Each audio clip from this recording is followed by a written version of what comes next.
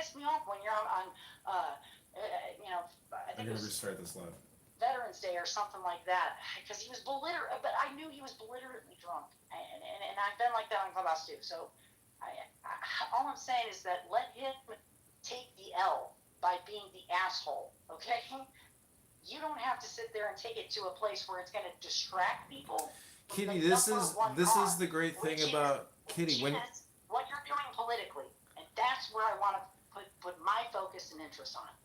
politically speaking, this ties into my campaign. He will be the first lawsuit against somebody that slanders, libels, and defames me. He's the first. So you'll have to listen to the actual evidence and the 2 days of slander and libel against me, as well as the death threats against Jane and many other young women on this app. So until you actually hear him using vulgarity and profanity and sociopathic death threats, as well as defaming me, I would just say, hold your opinions until you actually hear the videos. Fair. That's fair. That's fair. And then Brad, if you listen to this replay, if that's really where you go, especially you could say what you want to say to John, but to a woman, I mean, I don't ever bring up, and I think it's sad and it's horrible about his wife. I would never bring up that, especially her as a woman, and then to put her down and to criticize her and wish harm on her.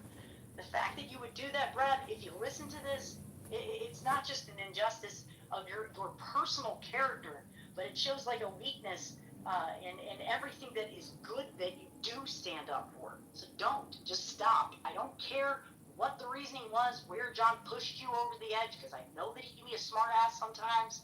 Just don't. I guess I'm stirring the pot. You know what? Lord might be right. I guess I am kind of stirring the pot with this, but nonetheless, I'm a little upset. So, maybe this is just me doing what everybody else does on this stupid app, which is emotional processing. I wish the Lord would talk about me doing God's work right now by taking you down from like you were at 11. Or more of like, I don't know, 7.5 right now. They're still scaring me just a little bit. I'm just kidding.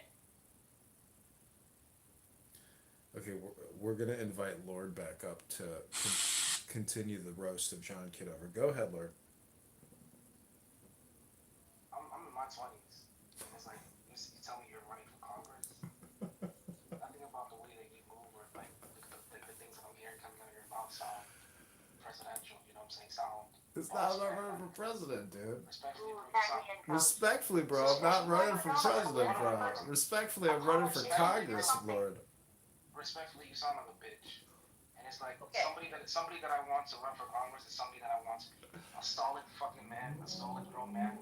I don't like doesn't go around clubhouse talking like a little bitch. No, You know what I'm saying? An adult. No. Before John gets to go. Now, see, now you've awoken the dragon. Dragging me and telling me some weird shit. Hold up, John.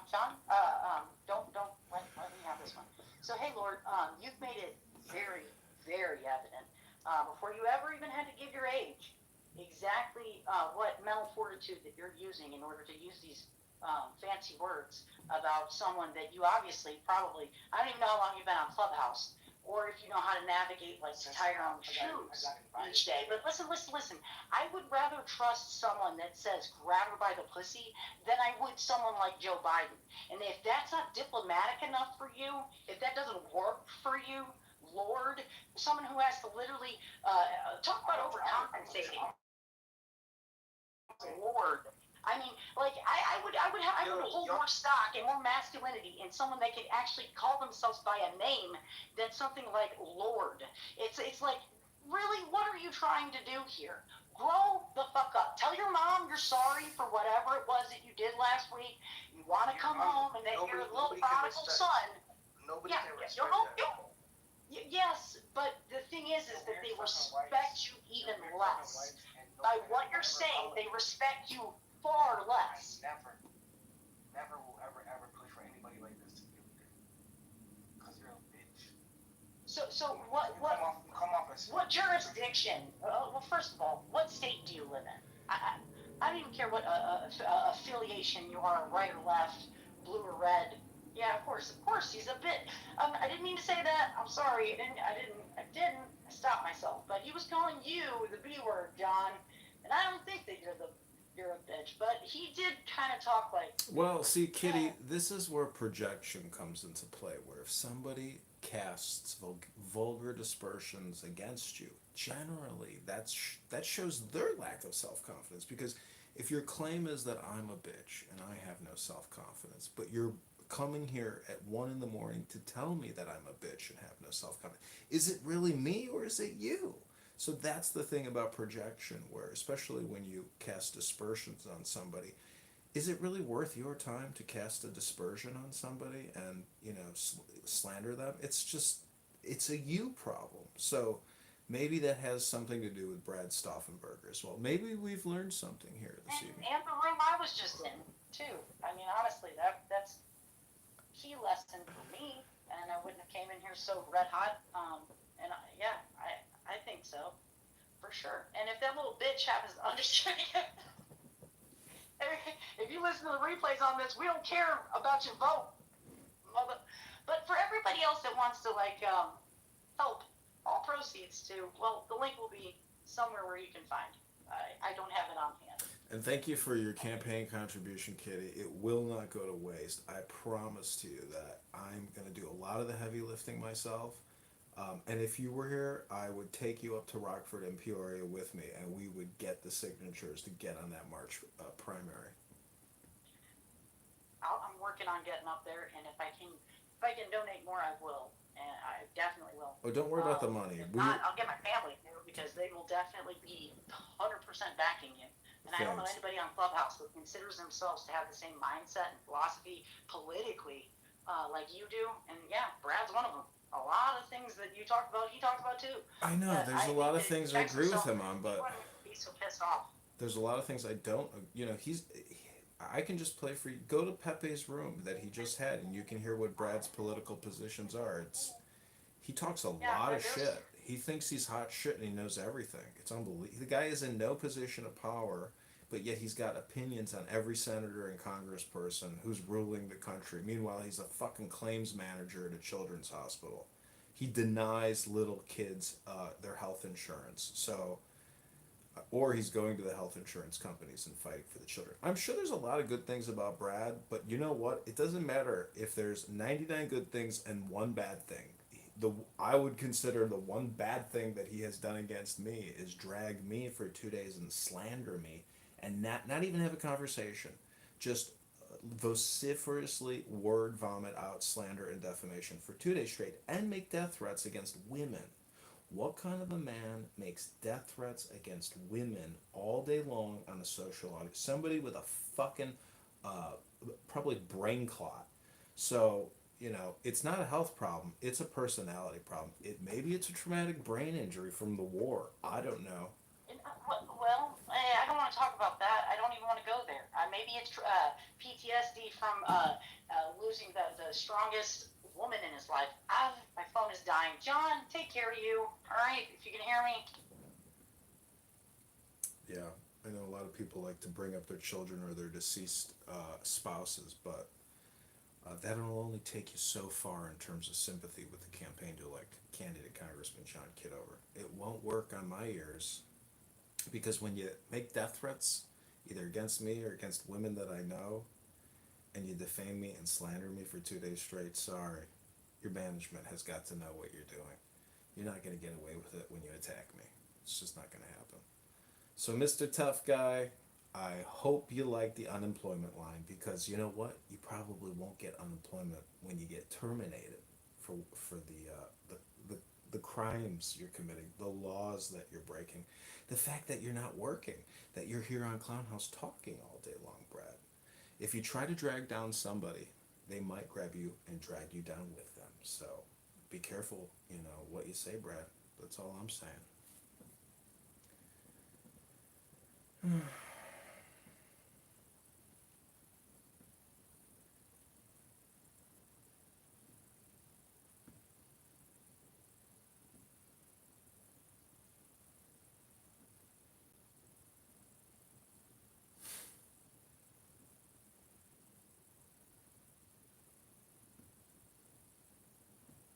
Okay, I'm going to leave this room open and hope you all have a good night. This is Texas Children's Hospital notified about Brad Stauffenberger.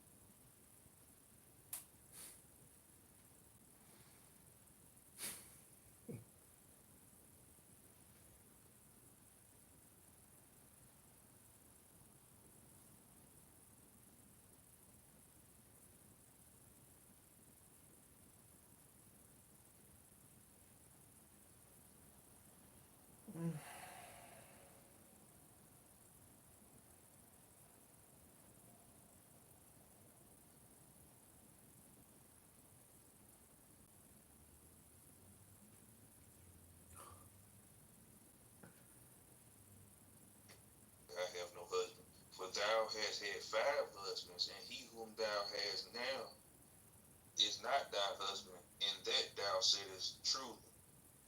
And the woman saith unto him, Sir, I perceive that thou art a prophet. Cohabitation. In other words, she's saying, how do you know this? How do you know this about me? How do you know that I've had all of these things all of It was campaign like Canada Congressman Kitover. I just want to say Clubhouse is incredibly pathetic. After having made many recordings of Clubhouse as well as X Spaces and having exclusive content versus actual intelligence versus people who are just wasting their time doing gossip and drama and stirring pots, it's such a huge fucking waste of time. It's unbelievable. So if you kick me from your pathetic little room and you think you're actually doing anything on this app, believe me, you're not doing anything. You're wasting your time. That's the only message I have for you. So I'm waiting for Mojo's return so we can kick this campaign back off here on Clubhouse, because otherwise it's a total waste of time. And there's some pathetic ass people here who are wasting their time doing nothing. Just wanted to let it out, let everybody know my thoughts. How pathetic.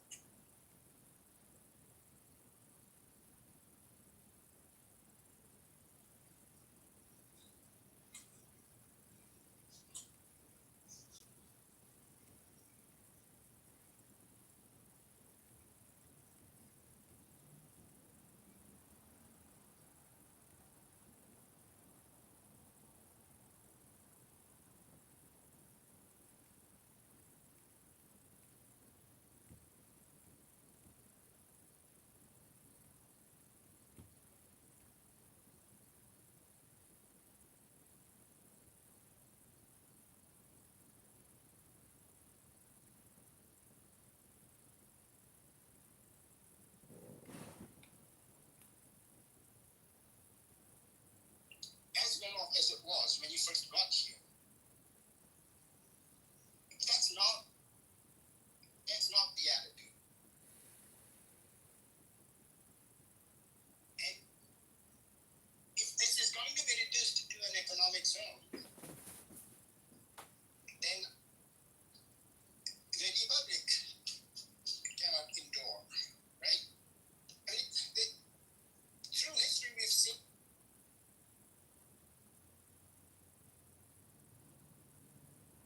When we get to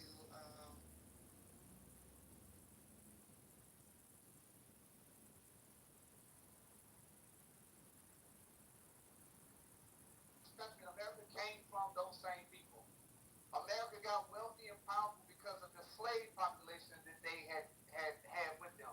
And these slaves had created many over 5 Man, you give your ancestors too much credit, line, because it's called the industrial age. It's mass manufacturing and automation of mechanization.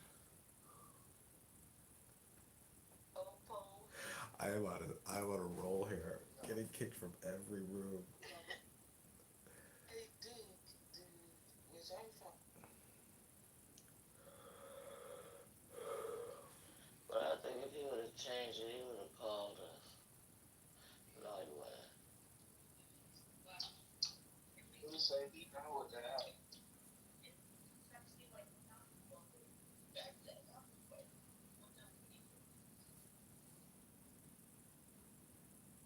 Hey, good evening, my fellow Americans. I'd like to make a request that you donate to the campaign to elect candidate Congressman John Kitover. I will put the link in the chat. I know Uncle Ruckus is good for $10 because Uncle Ruckus and I, we go way back. Oh, really? Yeah, I was there when he escaped the monkey house known as Talking Apes and liberated himself from a group of idiots. Morons, you might call them. Stupid people. Idiots. Uncle Ruckus freed himself from living with morons on this app, but I see he's exchanged. Good job. I'm not fucking doing that shit. I don't come here during the day. I'm just saying that Uncle Ruckus lost one group of morons and apparently found another group of idiots.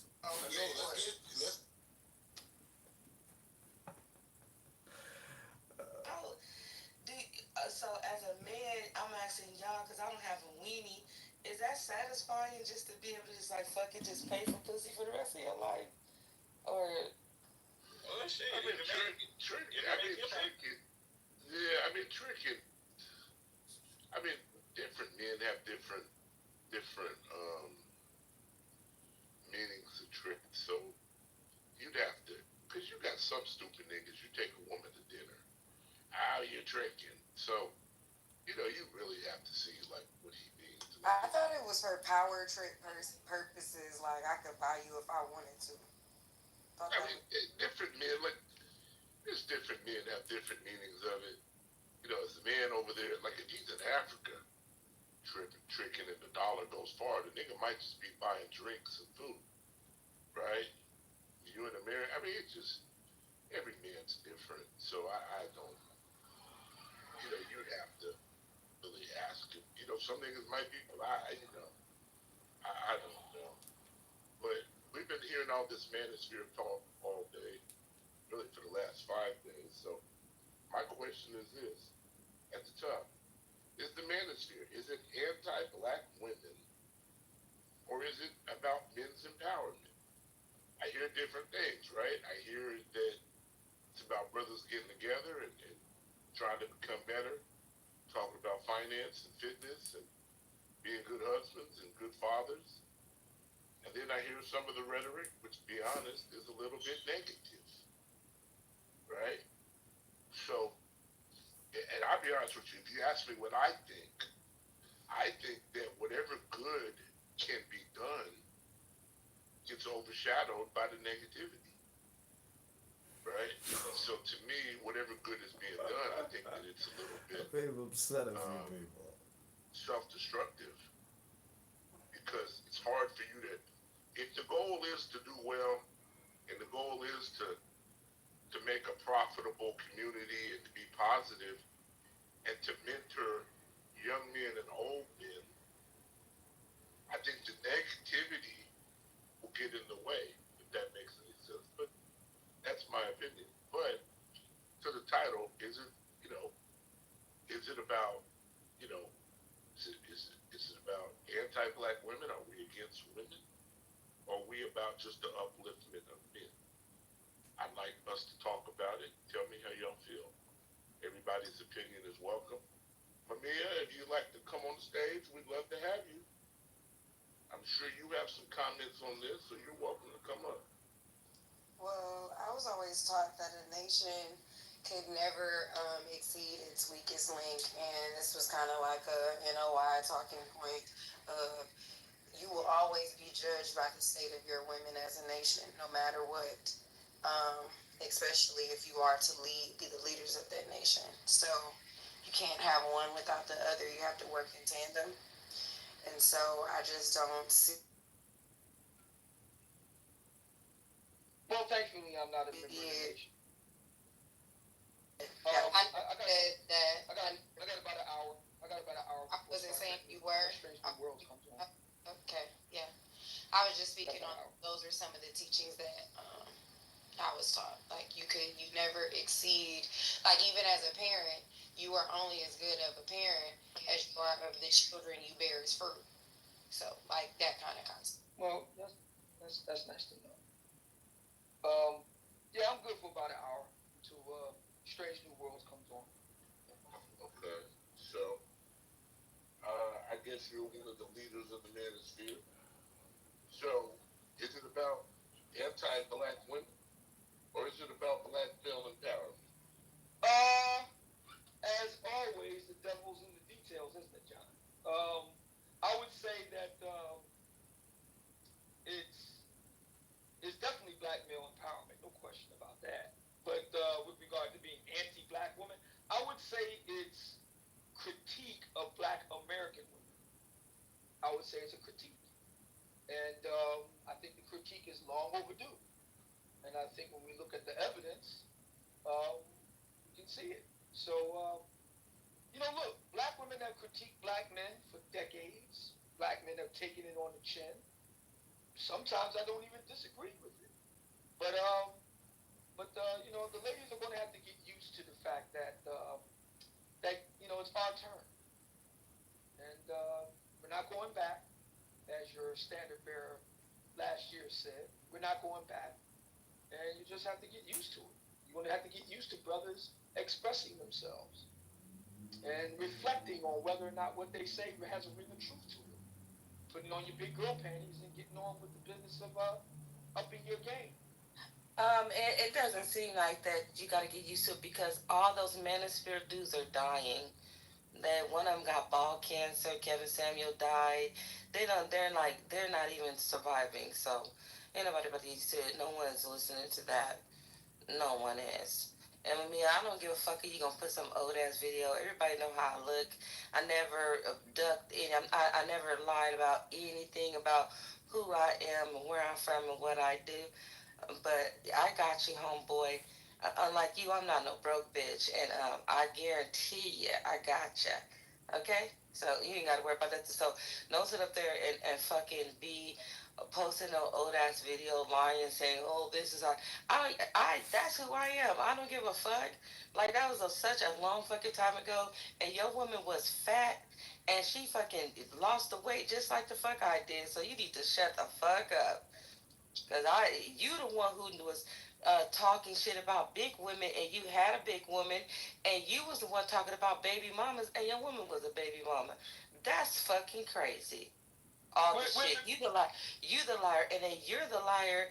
You're the liar talking about you guys were at the Four Seasons. That's where y'all all stayed, and Shannon just said y'all was at the embassy because the Four Seasons was too expensive. No. Okay, here's a few rooms at the Four Seasons. But you act like all the conclave members were all balling and staying at the Four Seasons. You be just lying so much. I didn't say that. Yes, the hell you did. Everybody heard that. I said that. I said I stayed there. And regard to my lady friend, I know you want to talk about her a lot. No surgery. Didn't need to go under the knife. She did it the old-fashioned way. But what was you doing? Okay, and I'm proud, and I'm happy, that she did that. But what were you doing? What were you doing? Don't worry about how. It doesn't matter. It doesn't matter how I. It doesn't matter how I did it, as long as it got done. It don't matter how. It doesn't matter how I did it, as long as it got done. But the fact that you sit up there, no, it don't. Because you sit up there. Vulgar dispersions against you, generally that shows their lack of self-confidence, because if your claim is that I'm a bitch and I have no self-confidence, but you're coming here at 1 in the morning to tell me that I'm a bitch and have no self-confidence, is it really me or is it you? So that's the thing about projection, where especially when you cast dispersions on somebody, is it really worth your time to cast a dispersion on somebody and, slander them? It's a you problem. So maybe that has something to do with Brad Stauffenberg as well. Maybe we've learned something here. And the room I was just in, too. I mean, honestly, that's a key lesson for me. And everyone came in here so red hot. Yeah, I think so. Sure. And if that little bitch happens to understand, I'd expect Friday. if you listen to the replays on this, we don't care about your vote. Well, but for everybody else that wants to, like, help all proceeds to, well, the link will be somewhere where you can find it. I don't have it on me. And thank you for your campaign contribution, Kitty. It will not go to waste. I promise you that I'm going to do a lot of the heavy lifting myself. And if you were here, I would take you up to Rockford and Peoria with me, and we would get the signatures to get on that March primary. I'm working on getting up there, and if I can donate more, I will. And I definitely will. Oh, don't worry about the money. If not, I'll get my family. I'm not gonna let you get away with threatening to kill my friend Jane or Bima or Monica. You're no gentleman. You're just a crude, paganistic Viking. And Friday, you'll probably be an unemployed, crude, paganistic Viking. As I said earlier, good luck. God bless you. Come across this room, anybody, be sure to retweet. Click that link above. Retweet. So the hospital knows for sure that they see it. I'm going to let this room stay open all night so people can retweet and enjoy. Oh, look, it's Lord. Hey, Lord.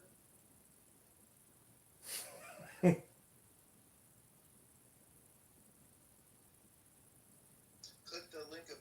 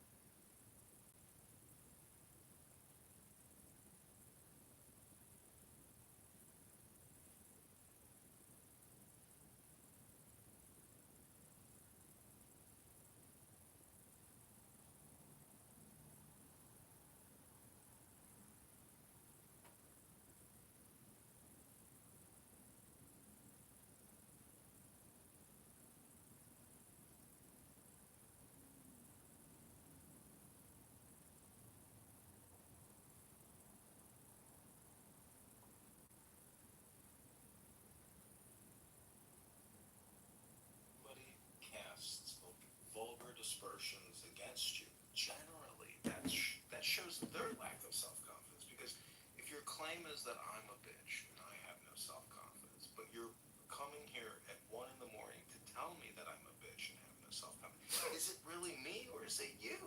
So that's the thing about projection, where especially when you cast aspersions on somebody, is it really worth your time to cast a dispersion on somebody and slander them? It's a you problem. So maybe that has something to do with Brad's stuff about this one. Maybe we've learned something here. And the room I was just in, too. I mean, honestly, that's a lesson for me. And I when you came in here so red hot, yeah, I think so, for sure. And if that little bitch happens, I'm just kidding. If you listen to the replays on this, we don't care about your vote. But for everybody else that wants to, like, all proceeds to, well, the link will be somewhere where you can find it. I don't have it on. And thank you for your campaign contribution, Kenny. It will not go to waste. I promise to you that I'm going to do a lot of the heavy lifting myself. And if you were here, I would take you up to Rockford and Peoria with me, and we would get the signatures to get on the march in the primary. I'm working on getting up there, and if I can donate more, I will. And I definitely will. But don't worry about the money. If not, I'll get my family, because they will definitely be 100% backing me. And I don't know anybody on Clubhouse that considers themselves to have the same mindset and philosophy politically, like you do. And yeah, Brad's one of them. A lot of things that you talk about, he talks about too. I know, there's a lot of things I agree with him on, but He's pissed off. there's a lot of things I don't. I can just play free. Go to Pepe's room that he just had. You can hear what Brad's political positions are. He talks a lot of shit.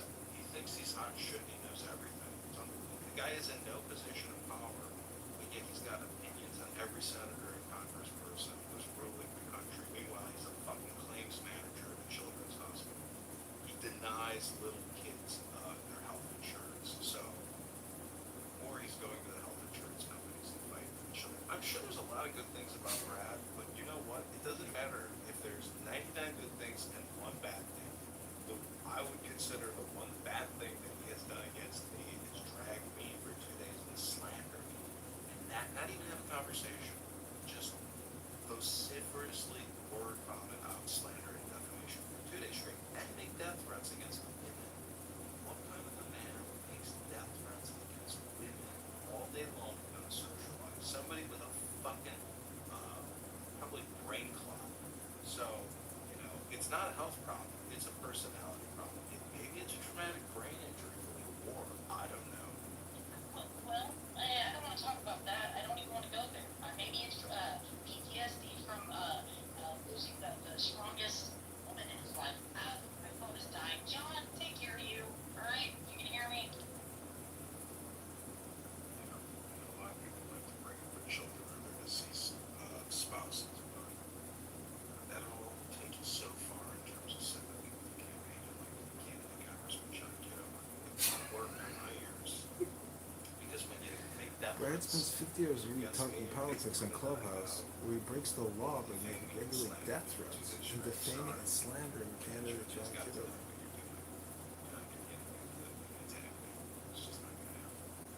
So, Mr. Tough Guy, I hope you like the unemployment level, because you know what?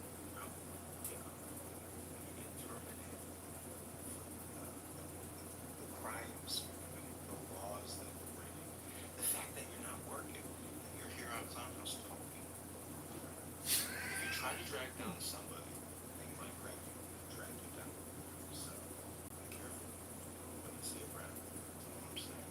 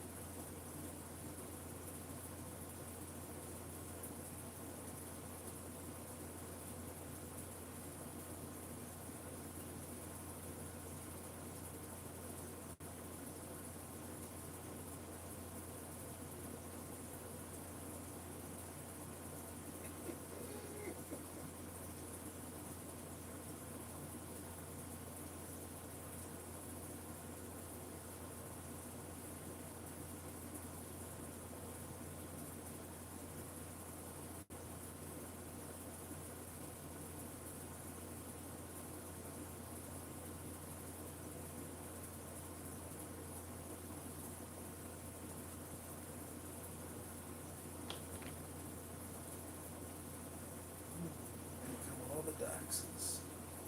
Everybody gets taxed.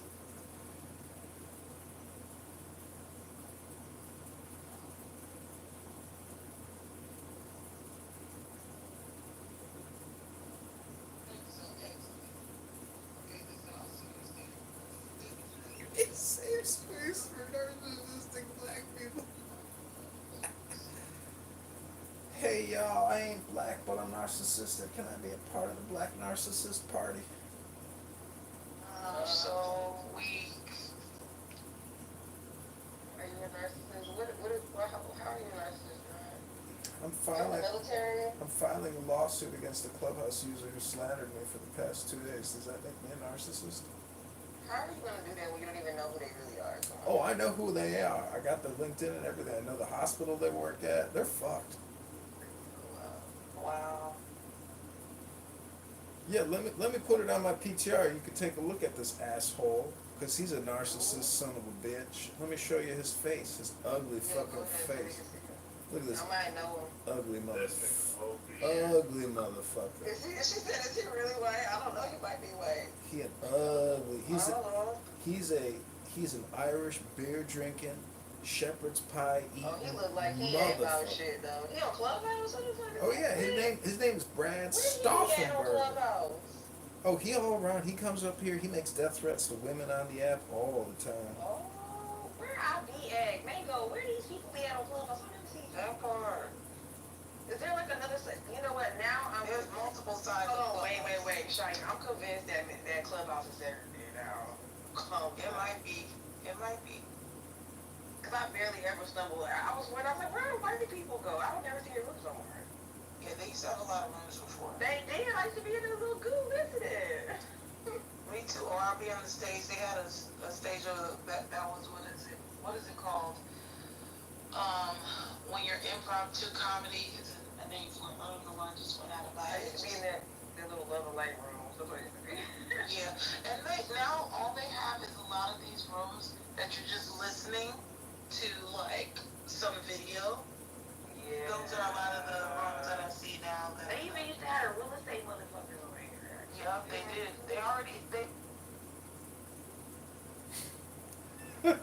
We back. We back.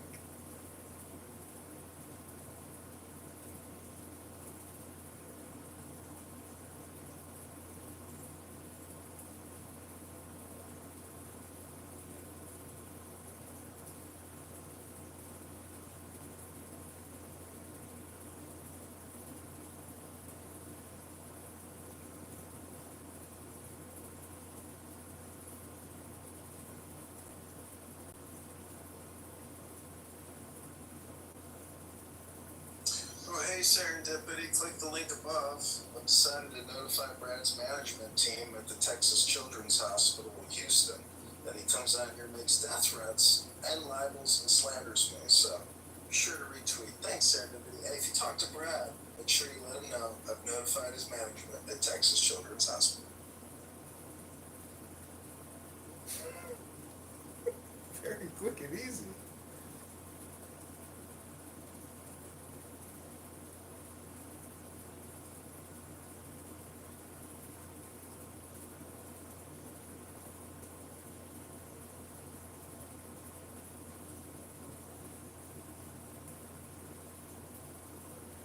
Admittedly, the legislation that Rokana and I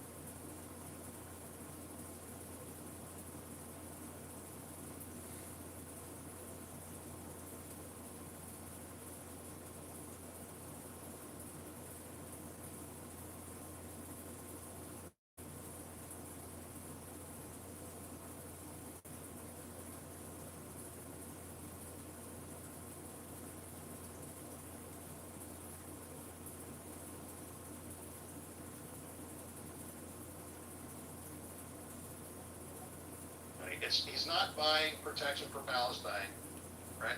He's not buying. A good point. He's going to get some ROI on his on his money he's putting in. Yeah. So again, like he invested in all these district attorneys for the last several years all around the United States. He owns all these district attorneys, and when there's all this chaos going on around the United States, and he's doing a lot of things in Europe and all around the world with his Open Society Foundation. I just want people to think: when have you ever known George Soros to not make money on his investments or not get something in return for for his activism? Especially when he's putting tens of millions of dollars into it continuously for several years. What's he buying? He's not buying, Palestinian solidarity or a state for Palestine, right? He's buying the deflection of blame away from Jews. He's buying protection of Jewish.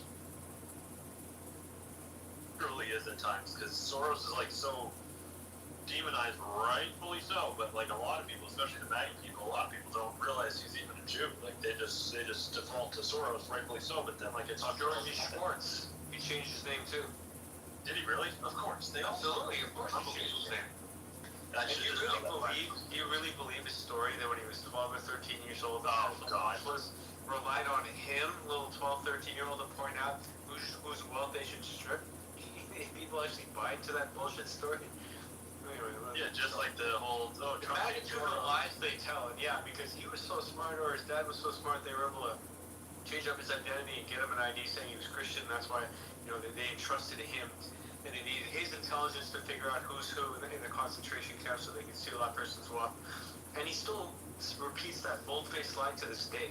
So it's just incredible to me that a gaslighter like Soros has done nothing but cause havoc and currency destruction and destroy economies by betting against various currencies, like the pound, of course, like the currencies in Thailand and Cambodia, to destroy those economies. And he's proud of it. He's proud of the fact that he's then reinvested his wealth into like NAACP or BLM and all these divisive movements just so they can create race wars.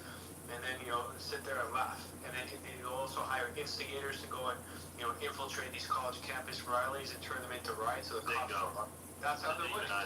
Yep. Absolutely. He destroys them. He gets his guys in place. Can you remind everybody who our Treasury Secretary is? The lovely guy? Mr. Scott Bessick.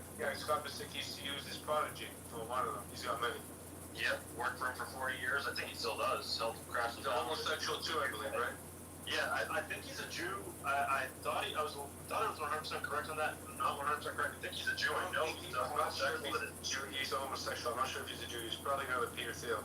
Yes, exactly. He's another Peter Thiel. So he's a Jew in spirit who's a homosexual that adopted 2 kids like Dave Rubin through surrogacy. And he helped Soros crash the pound in 1992. As, again, like I said all the time, the dollar's lost 97% of its buying value. And like we were talking about with Sam earlier, as Jews say, our future lies with the rising east, and China's got all these new bridges, these new transportation systems, everything. As Americans, there's drug addicts all over the street. And I just want people to be consistent. It's like they hate when Soros people are in Biden's administration, and rightfully so. But when Trump has the guy that's in charge of our fucking monetary system, being a Soros guy, that's probably not a good idea. Never mind the fact that, again, he has specialties of crashing dollars and pounds and all that, as we're on the way to probably crashing the dollar. But I digress for now. I just want to reiterate because I did a massive knowledge dump. It's very twisty, turny, and involved. I just want people to understand this. There is a movement that opposes Israel that's called anti-Zionism. Right? If you're an intelligence agency, if you're a government, if you're the government of Israel, if you're the intelligence agencies over Israel, and there's this worldwide movement that's against you, what are you going to do about it? How are you going to manage that? Well, obviously, they're going to engage in subversion, infiltration, the best way to defeat the opposition is to lead it ourselves, right? This is classic intelligence operations. So you have to think, you have to use your brain and understand that, okay, there's an anti-Zionist movement that opposes Israel. That means Israel is going to try to get control of that opposition and lead it themselves so that it can't amount to anything. Of course that's what they're going to do, right? Of course that's what they're going to do. You have to understand that. You have to be able to see that. And it turns out that, that entire anti-Zionist space. You got like people like Nico Palet, whose dad was a general in the IDF, hero of the Six-Day War in 1967, who then all of a sudden becomes anti-Zionist, and his son is now an anti-Zionist running around calling Israel white supremacy. You know, and they, you know, so it's just, we have to get sophisticated here and understand that of course they're going to try to contain these things. Of course they're going to try to get control of them, right? So that they won't amount to anything. They're going to try and steer them. Well, how are you going to do that, right? How are you going to do that? Well, it turns out there's 6 major anti-Zionist organizations in the world, and 4 of them are funded by Jews. So it's like hello to McFly, you know. And oh, and by the way, they use all the anti-Zionist rhetoric that Soviet intelligence used during the Cold War in the KGB that was being run by Jews on the committee for anti-Zionism, right? So you had anti-Zionist Jews in the Soviet Union leading the anti-Zionist movement, and now you have this curiously, this Jewish-led anti-Zionist movement that is like blaming everybody but Jews for Israel, right? So put the pieces together, people. You've got to see these pieces and see how they fit together. QAnon and the White Hats are going to save us, just like Operation Trust with the Bolsheviks and the White Army is going to save us. Bingo. Everybody sit back and relax. They're all good to go. Yes. Control. Hillary's in Guantanamo. And by the way, this goes back to 1920 and Winston Churchill's famous op-ed, Zionism versus Bolshevism, struggle for the soul of the Jewish people. These 2 factions of Jews have been duking it out over whose vision for worldwide Jewry is better. The Zionists or the Bolsheviks, the left-wingers versus the right-wingers, right? And they've been duking it out for decades, right? And so but Zionism is mostly one. You still have this small, you know, sincere faction of, you know, probably rank-and-file Jewry who does believe in anti-Zionism, and they absolutely do want a 2-state solution, and for a lot of them it's because they fear for their family and their Jewish family and brethren in Israel. Like they want peace, so that their brethren in Israel are no longer in danger, right? That's part of it too. My point is that these movements have been shanghaied, they've been subverted, they're being controlled, money's being funneled, NGOs are involved, the ADL's involved, strategic paid influencers and bot operations are involved. And they've taken control of it, and it's just a very, very small group of Jews doing it. But the returns are massive because you have like billions of people in the world that are every day you get on Twitter or on the other social media platforms, and you hear about how Israel is a bunch of settler colonialism from Europe, and these Israeli Islamofascist Nazis and these Zio-Nazis, and Netanyahu's like Hitler. Oh my God, I hate the Jack. This is all. Jackson Hinkle one. Yeah, and if you blame Jews, then they'll attack you. They'll attack you for being anti-Semitic. Well, it's not all Jews, you know. And so they're getting wild ROI on this anti-Zionist operation. They'll sacrifice their own, like October 7th, and the festival. Yeah, who cares? What's a few broken eggs, right? Big deal. They do this, right? They're ruthless, even to their own, you know, for the greater cause. So my point is, people, you have to see that, you have to know that intelligence agencies and governments are going to try to control the opposition against them. How are they going to do that? I'm explaining to you how they're going to do it, and I'm showing you that Soviet intelligence did it already. Like Jews and Soviet intelligence already did it. So they literally just like they moved their shop from the Soviet Union over to Israel after the fall of the Soviet Union, brought it on over, and business as usual just kept it going, right? And it's very useful because it blames white people and Christians and Europeans for all the problems instead of Jews, Judaism and Jewish supremacy. And it splits the anti-Zionist left from uniting with the anti-Semitic right. Now, if you can imagine what would happen if the left and the right come together against worldwide organized Jewish supremacy? But we can't, because we're fighting with each other. One side's anti-white, one side's anti-Muslim, one side's anti-Israel, one side's anti-Semitic. It's like they can't come together, right? Claudia, they wanted us to vote for not Claudia Sheinbaum, but Jill Stein, the anti-Zionist Jill Stein. Well, what did she want to do? She wanted to amnesty all the tens of millions of illegals in the United States and establish more immigration courts and bring in more immigrants and like just continue this flood of demographic transformation into the United States. This is what anti-Zionist Jews, you know, they show me an anti-Zionist Jew and I'll show you a Jew who's anti-white and wants to flood country with multiculturalism, right? show me a Zionist Jew, and they want to constantly take the United States to war. And anyway, so They're damn good at what they do. yeah, we just can't come together because, like Sean King, he's doing this great work by exposing this pedophile in Vegas, right? But Sean King is this lefty shit-lib anti-white guy, right? There's a white guy posing as a black guy because he hates white people and he pushes anti-whiteism, right? Anti-capitalism and all these types of things. And so they're like these shit-lib lefties. I'm saying that just, quote unquote. And it's just really distasteful with people on the right, the anti-Semite nationalists on the right. They don't want to have anything to do with those people because, they're anti-white, they're anti-American, and they're communists. Why are they communists? Because for decades the Soviet Union was like seeding these groups and these movements with communism. Right? That's what they were doing. So we're still reaping the fruits of like decades of, global Soviet intelligence operations. And International jury. yeah, and international jury is a vector that they worked through while the Soviet Union existed. They were working through international jury. Soviet Union goes away, guess what? International jury still exists, right? I can't tell you how many people I saw the other day, including that faggot cop Drogo, who's still buying the QAnon fucking psyop somehow and push it, although he's got to be paid to do it, like Liz Crokin. But he was saying, you guys really gonna absolve Trump of any blame for that prosecutor? Yeah, remember? Yeah. Tom Alexandrovich was released just speaking through the local DA and had nothing to do with Trump's intervention acting on behalf of Israel. I mean, that's just not far gone. They'll never hold Trump accountable for his clear guilt involved in allowing for this Jewish pedophile to escape justice. And it's not even the first time. I mean, this has happened routinely. Sam, real quick before I forget, we had a subversive in here earlier. He was trying to chase after you, thinking that you're trying to get him canceled. I didn't know anything about him, but you were tied up at the time. We dropped him anyway. He's likely listening in the tunnels. I think you know who he is. Maybe start Andrew. I think you know who he is. Andrew Meyer. Yeah, I've never heard of her. I don't know who you're talking about. Never heard of her. No, so let's not presume the gender. Okay, well, if you never heard of her, then he's probably got you mistaken with someone else. But he came up here gunning for you. But don't taste me, bro.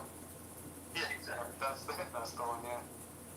I don't know who you're talking about. I didn't hear anything about that. I don't even know who that is. See no evil. Okay, well, let's clarify. I'm sure the tunnel rats will be relieved now because they're scared that they might get their accounts canceled because that's going to happen to a Jew, right? Yeah, sure. All right, well, Sam, we have an aspiring Congressman John here. Maybe you can get some tips from you on how to manage without taking the APAC money. He's trying to make it to Congress. Go ahead, John.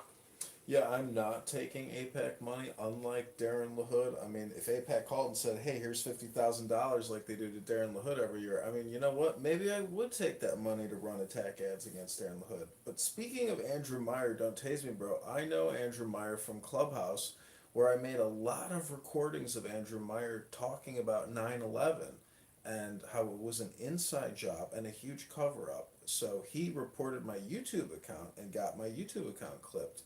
Andrew Meyer. So anyways, but yes, I am running for Congress here in the state of Illinois in the 16th district against Darren LaHood, and I'm waging war against all kinds of dragons that just appear out of nowhere and attack you all day long, try to defame you, slander you, libel you.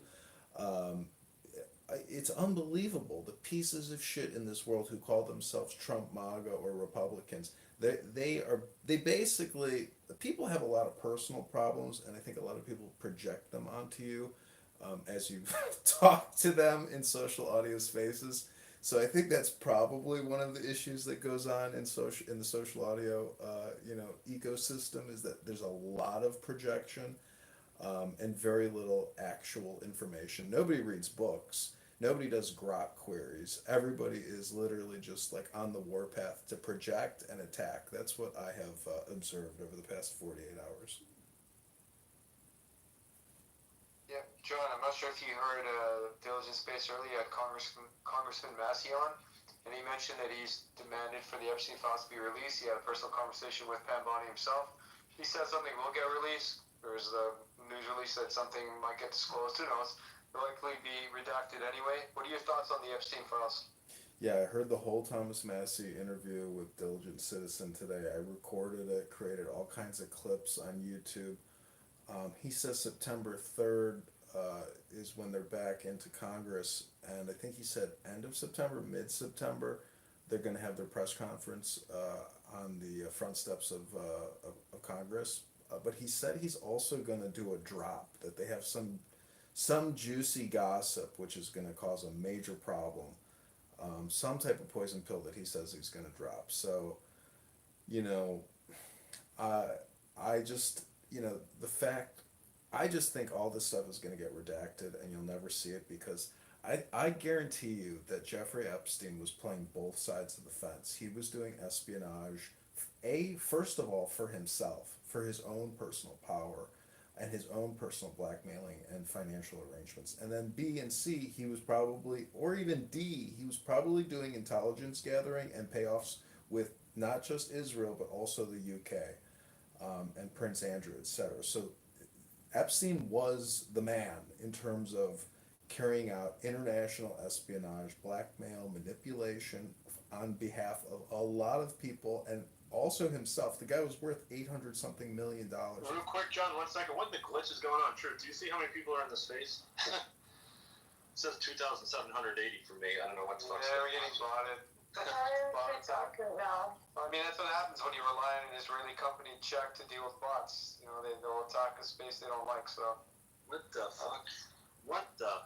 Welcome to the Jewish bot attack. What does that do? Doesn't that put you to the 4,000 now, yeah. Damn bots. It's fine, don't let it bother you, it'll pass. Comes and goes. I mean, Sorry, I would go as far as to say that Epstein may have even been involved with who was the owner of the Twin Towers? Larry Silverstein. I would be. Well, I don't know what the connection is there, or if he has any. But if Epstein is that high up, and he had Lutnick, Epstein, and of course, what's his name? Larry Silverstein all knew not to go to the towers that day. Well, you're aware that Epstein's neighbor was Howard Lutnick. They live right next door to each other in New York. And we know Lutnick knew not to go to work that day, even though 658 of his employees did. They got wiped out, and because he had to take his kid to kindergarten supposedly. And Silverstein, he had to go to his dermatology appointment. Epstein likely wasn't around at the time. Well, he was busy doing his human trafficking or whatever it is he was up to that day. So yeah, there's absolutely a connection there. And plus, they were both bankrolled by Les Wexner, in addition to Mike Jeffries. I'm not sure if you've read about my thread on him. Are you aware he's being prosecuted for human trafficking as well, through his connection to, he was the CEO of Abercrombie & Fitch, which is owned by L Brands, that, of course, Lex Wexner controls. He's also Jewish, by the way. He's a freak. I never knew Epstein lived next to, or Lutnick lived next to Epstein for 23 to 24 years. Next door, from 98 till... Wild. And his home was gifted to him, by the way, for $10 and considerable offering. And then he took out a loan for $4 million, which he paid back in 2018. So Wexner gifted Lutnick a home. What do you think of that, John? Huh. Sir, Heidi, did you get up here? Heidi, when you disconnect, I'll send you a mic because she can't get There are 7,600 listeners. So what kind of swarm attack would you call this on the next 9,000 listeners? There are 9,000 listeners now. This is incredible. Everybody just go follow me. Everybody, if those people are real, they'll go follow me. Yeah, if they don't follow all the speakers, Mr. Bot, so we don't have to pay for fake followers like everybody else. What the hell does that do, though? Does it, discredit the space or something? And now Heidi can't connect. I think if everybody leaves and joins at the same time, it kind of gets reported and the space can get knocked or something like that. Yeah, it can crash the space. It's a DDoS. They're trying to DDoS the room. Yeah. Oh, fuck. But, X is a big platform, and chances are 10,000 listeners won't crash it. They don't like it when we start exposing their intelligence operations. No, it's when they join at the same time or leave at the same time that it sometimes crashes. Yeah, I'm pretty sure they bought these bots. It doesn't cost very much to do it, but I think they have an allergy towards exposure of the Epstein files because they really want to move past it without any accountability. So, but don't be surprised. Don't be surprised if it's not probably it's probably not even Israel that's doing this. You do realize it's probably our own government that is trying to DDoS the room right now. Or some of their Indians as well, the programmers they hire, because you realize Israel does outsource a lot of its IT services to India. They'll do their dirty work and bidding for a small price. their labor is a lot cheaper, so could be the Yeah, Indian programmers as where do you well. think all these vaccines came from for COVID-19? I saw videos of Indian manufacturers that made tens of billions of dollars from U.S. taxpayer money to poison us with vaccines manufactured in India. Well, I mean, but let's be honest. There was the Jewish-run Pfizer that made over $100 billion just in 2022 alone, just from the mRNA vaccine alone. Of course, they've been criminally fined, but nobody's been fined for the COVID vaccine. And there was Tal Zaks that I believe is Moderna as well. He was the CMO there who was also pushing the vaccine.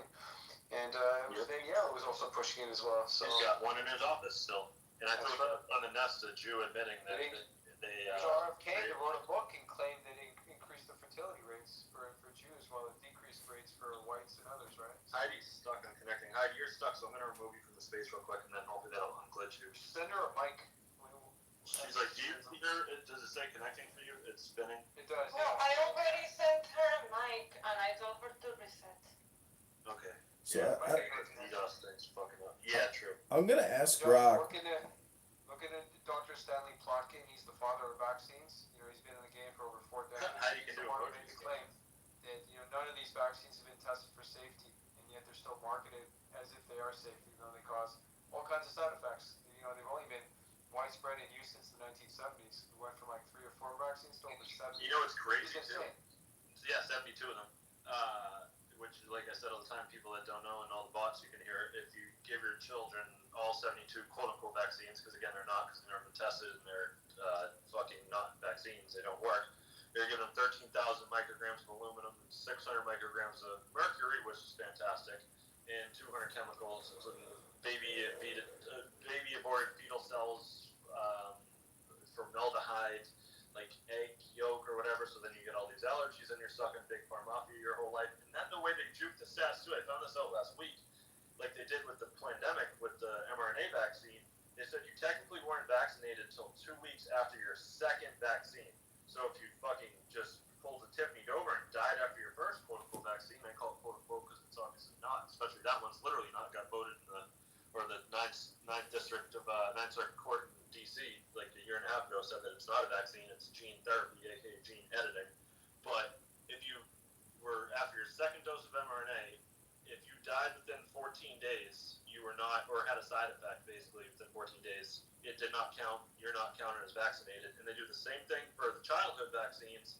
If you die within the I believe it's first 2 weeks, you are not considered, it's not considered a death, because the number is crazy. It's like, I'll have to find it, but I don't know if I have it. It's like something like 70 to 76% of SID, sudden infant death syndrome, happens in the first 2 weeks, but they don't count it as a death because they just juke and rig the stats because they say that you're not vaccinated because they know that it's going to kill people within the or children within the first 2 weeks, babies within the first 2 weeks. So that's how they rig it, and then people are, nobody knows better, and they're still fucking poisoning their children every day. All right, I'm going to try to figure it out. Thanks for that super chat. I'll read out what you wrote. Thank you for the space, the hard work every day you and Joanne put in. Since you're here a couple days a week, you keep challenging anyone who cares about the future of humanity in America to go to the nest and toss Truth $5 for the Spaces threads he does daily. You got to help our own. Appreciate that. Appreciate the support. And I'll keep doing it. The support's great, but I feel an obligation to expose as much truth as possible. Hopefully, till the day, while my account's still active, I'll keep at it. Appreciate the support, though. Thanks for that vote of confidence as well. You're welcome. And everybody, go up there, put your money where the mouth is in the front of the nest. I won't go on a rant like I did the other day because I don't want to sound like fucking, I don't want to have people hitting me up saying, well, you and Truth Teller's putting you up to this. No, obviously he's fucking not. And whatever, it doesn't matter. People already know. But you already explained it the other day. You've got to help our own, put our money where your mouth is. $5 at least. If you're not going to subscribe, go up there, toss him $5 for the amount of work that he puts in. And again, including Joanne, Tyler, and all these people that come up, especially Joanne, every single day, staying up late nights with me. Possibly after this, if I open up space with OC, hopefully, and other people and stuff. So go up there, toss $5, and let me figure out Heidi here. Dude, I literally blocked her from the space to remove her and then let her back in, and she's still in limbo. Like, she's just stuck there. It's crazy. I know, we brought Prashant now. It must be her connection. Not sure where she is. But, okay. John, is there anything else you want to add?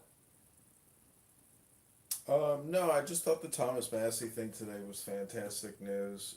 It seems like he's well organized, and the fact that he's coming on X to speak about these things publicly is great news. And it's a shame that he's the only one, that you really see in Congress. Again, the guy that I'm running against, Darren LaHood, takes APAC money. He pushes the vaccine on all his constituents. He said, if you don't get vaxxed, this pandemic will never end, and you'll never be able to go back to work.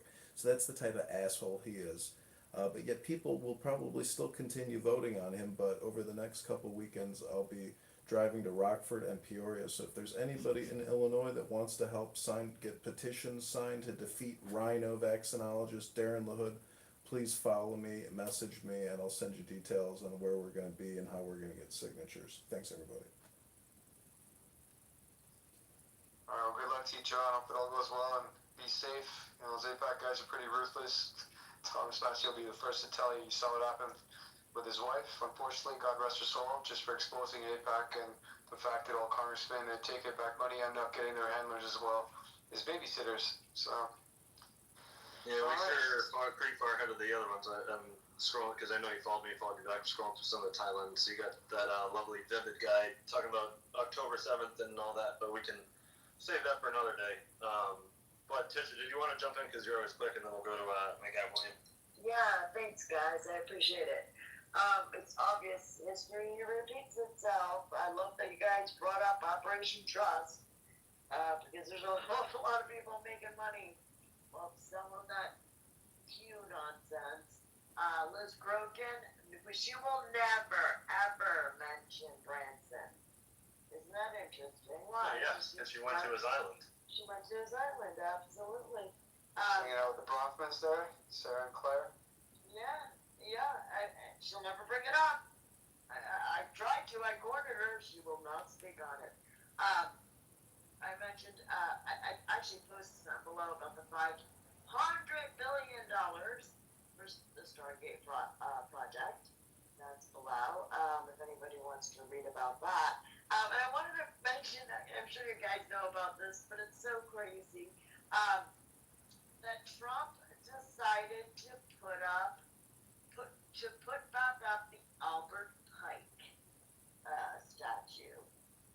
Is that paying homage to the grandfather of Freemasonry? I don't know. Just put it up there. That's crazy. But to what Jonathan said earlier about doing something, Megan Walsh was in the room earlier, and she's starting a project called Better Ways, and just basically doing simple, keeping things better, and doing it in better ways locally, where you just help each other out, like giving a single mom a ride or whatever it is, just doing small things for the community to help each other out. So I just wanted to add those things in real quick. And what do you guys think of the Albert Pike thing? I mean, is it obvious? Like, hello, like he's paying homage. I think so. He's just part of trying to fulfill that end of tennis prophecy they really want to achieve, right? So, Albert Pike made that, Third World War prediction, besides the first two, and Trump's probably part of the self-fulfillment part of it. He's the one that's going to possibly get us into that ultimate Third World War, so this way the Jews can end up, building the third temple and get their Messiah here and wipe out 2/3 of humanity. So, I don't know. There's probably some symbolism behind it, but everything Trump does is usually as a result of a directorate from above. He does as his paymasters tell him to do, so I don't really pay too much credence with what he says and does. Like, look at him right now, just squirming and worried and insulting people over the Epstein list, just completely losing credibility within his own base, just from the way he's talking now. 100%. Thank you guys. I appreciate it. I have Morals and Dogma by Albert Pike, and I gotta admit, it is a pretty interesting book. Freemasonry was very popular in America in the 1860s all the way up to 1920s, 30s. The first skyscraper in Chicago was a Freemason building, so Freemasonry in America and the world is an interesting history in itself.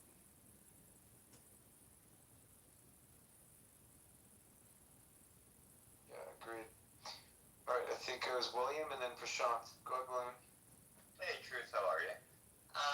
Great space here. I truly enjoyed listening to that speaker, Sam Parker. First time I heard him, really good. I like how he doesn't just recite statistics and this and that, but he presents it in a way where people who may be hesitant about J-pilling others now not have just the confidence, but they're armed with the reality and the talk, I don't even say talking points, the logical conclusions presented, and I think they'll feel less alone. That's what the Jew wants. They want you to feel alone when bringing this up, and so I really, I hope a lot of people took heed of that. I certainly did. Second thing, I don't know if y'all just know, 5-6 hours ago, the Cracker Barrel logo was sent through a Jew filter. Now, the new Cracker Barrel logo omits the white man with the barrel to the left, and the words "Old Country Store" have been omitted. You don't want that. I mean, you walk into a store, Old Country Store, you're not going to expect to see some blue-haired, cupped-out lady, pierced-up tattoo, doesn't give a shit. And, of course, the CEO of Cracker Barrel is a Jewess, Julie something. And, unbelievable. And one final thing. If anyone has information on this, I have this theory that David Portnoy and Michael Rappaport are the same Jew. So if anyone has information on that, please forward it to me. Anyway, great space, and that's it. I land there.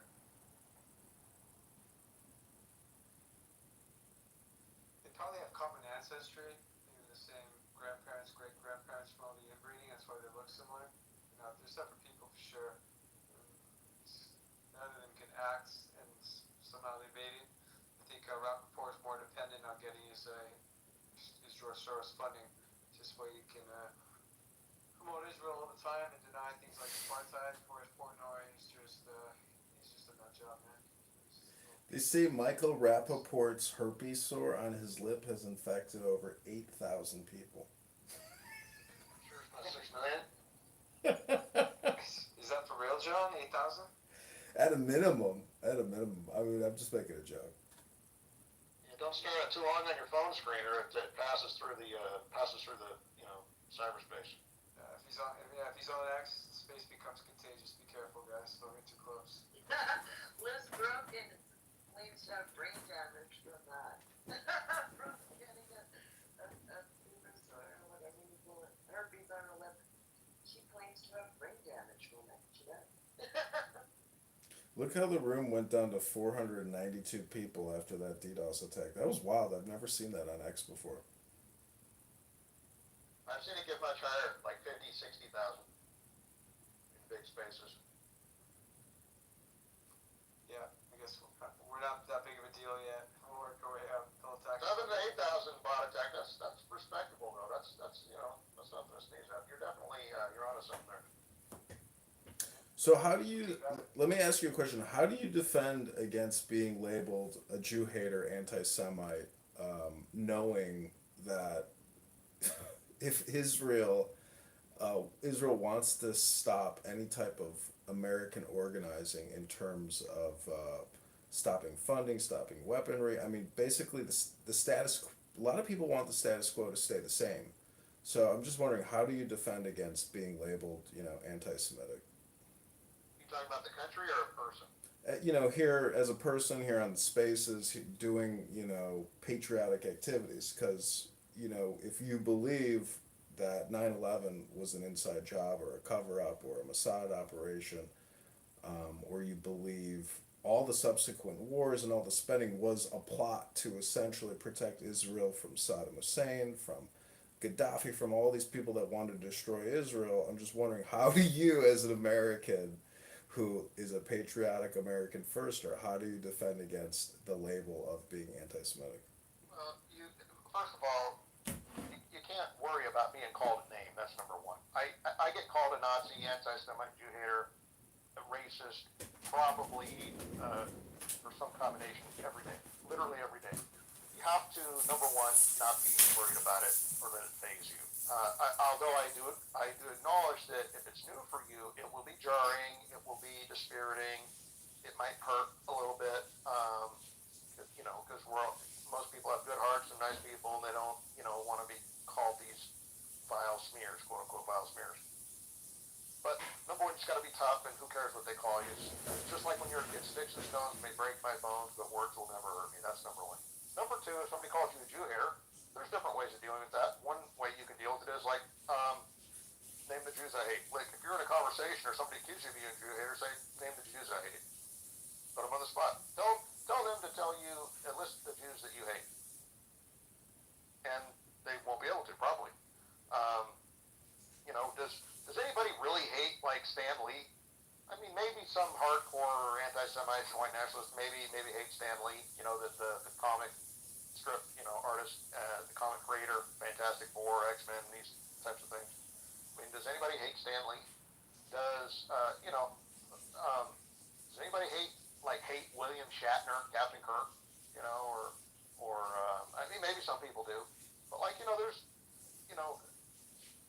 the point is like, do you hate Jews, or do you, do you disapprove of certain actions and behaviors, right? So, if somebody accuses you of being a Jew hater, just say, okay, name the Jews I hate. And that usually shuts them up. That's one strategy. There are others, but you'll figure it out as you go. If they call you, and by the way, everybody should remember this if you don't know it. If you get called a Nazi, a Jew hater, an anti-Semite, a fascist, a Holocaust denier, a Hamas supporter, a terrorist, or half a dozen other names, these all just mean that Jews don't like you. That's what it means, right? And that you oppose, if you oppose Jews or Jewish power or Jewish agendas, they will smear you with one of these labels. And usually the label tells you what you're running afoul of. Like, if you're supporting Palestine too much, well, now you're a Hamas supporter or you're a terrorist. If you say, well, wait a second, maybe the Third Reich had some good economic ideas, maybe National Socialism wasn't all bad. Well, now you're a Nazi, right?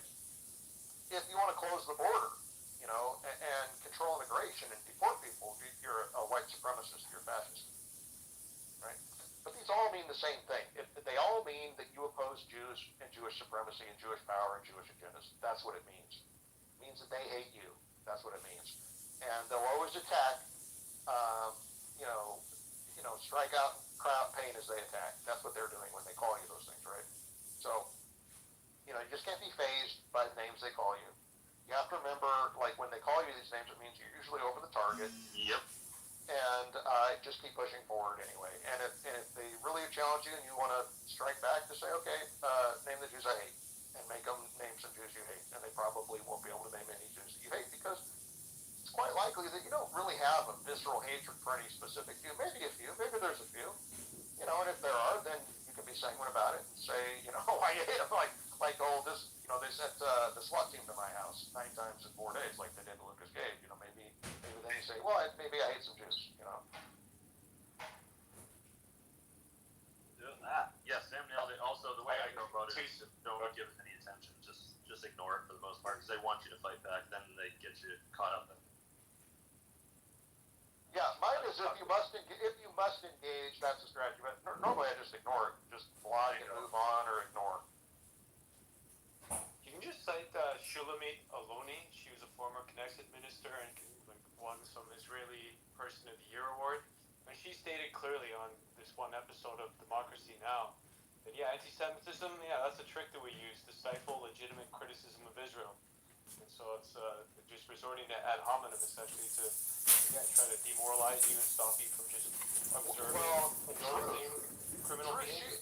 She divided that. In Europe, they accuse you of Holocaust denial. In America, they accuse you of anti-Semitism.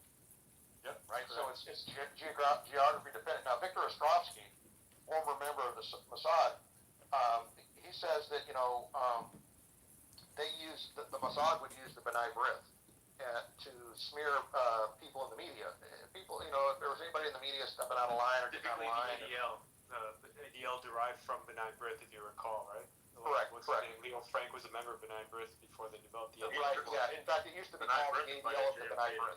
too. Yeah, right, exactly. But the point is that was the organization they would use to smear people as anti-Semites. And he says that's a stink you can't wash off. But he's like, if there's a journalist or somebody popping off or saying things that Israel doesn't like, they'll just get in touch with their B'nai B'rith contacts, and then the B'nai B'rith will conduct a whisper campaign and a public relations campaign. And Look at smear them something as like an this anti-Semite. Rachel. This Rachel, the nicest woman in the world, who adopted a Palestinian child who just got his legs blown off, and she literally became the anti-Semite of the month like a couple months ago. So it's like, don't come at anyone, basically, I guess, to answer John, and then like Sam said, Sam put it perfectly. Like I do with, I don't care about labels because I'm going to run Congress, doesn't matter to me, but like there's this one kid who I just unfollowed him.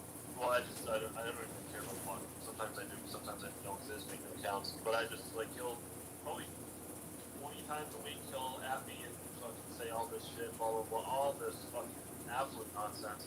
But I don't even, I literally just ignore him. I don't know how he's still going. And then I let him speak in JQ when I was on last Saturday before, because I'll let anyone speak, especially if they're calling me out. But backup, I guess, he's known him for a couple of years. And he's like, if I ever see him in that fucking space again, I'm leaving the guard, right? Because he's some subversive trying to say we're this and that. But yeah, just ignore it. That's the easiest way to do it. Because, and like Sam said, unless you have to, then you can gauge it. And I almost say even, hey, you know what, if you think of this and that, then let's have a space about it and talk it out instead of being weaselly about it, doing all this shit over comments and stuff. But yeah, just ignoring that's the best issue. They go away.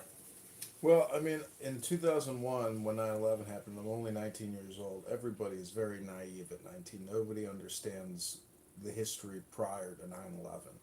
So you're innocent. At on 9/11, a lot of innocent Americans got wrapped up. But I don't have Israeli derangement syndrome. I've got George Bush and Cheney derangement syndrome. If we want to be self-reflective and personally responsible, I mean, it's Colin Powell and people in our government that let us down.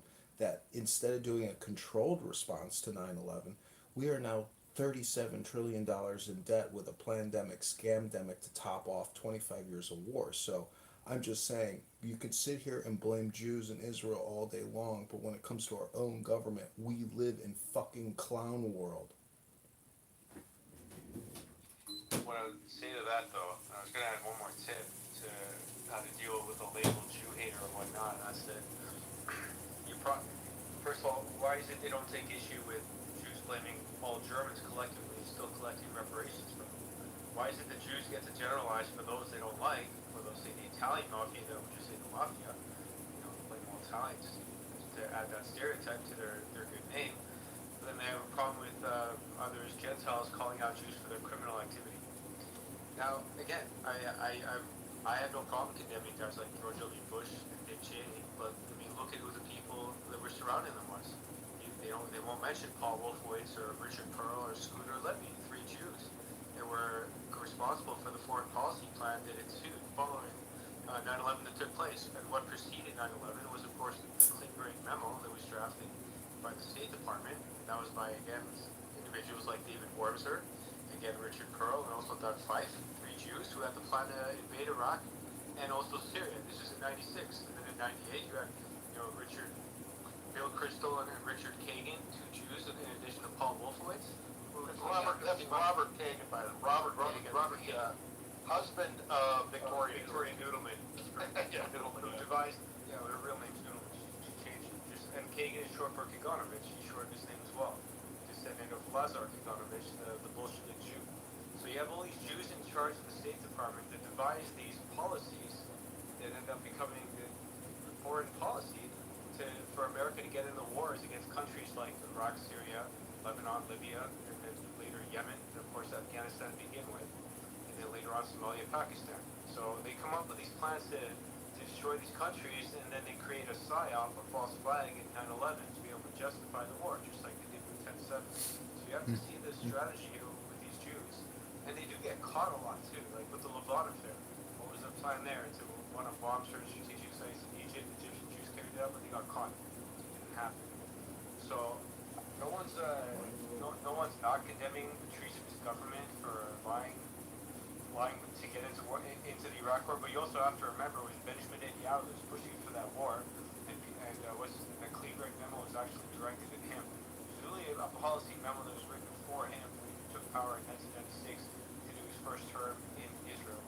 So he was the one, and it was Israel that came up with the faulty intelligence, claiming that Saddam Hussein had bought yellow cake in Niger.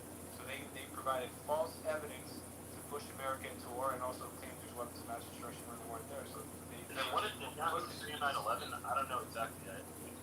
He made the prediction that the towers, and he wrote it in his book, that the towers would be destroyed. Just like the rabbi made the claim too, this is in and around 1995, 96, like 5 years before that. How did they know? Yeah, I didn't even know that. I thought he said something like, now the Americans know how we feel, or something like that. Something along those lines. And then the way I always say it, basically, it's just from fucking one of my favorite movies, even though people hate it, but I'm blaming why did Netanyahu say that 9/11 was good? Why did he say 9/11? That's what I'm saying, yeah. Why did he say that? May I interrupt? Yeah. I remember on 9/11, Netanyahu said that day, now Americans see what we go through every day. I did. Thank you. Yeah, exactly. Bingo.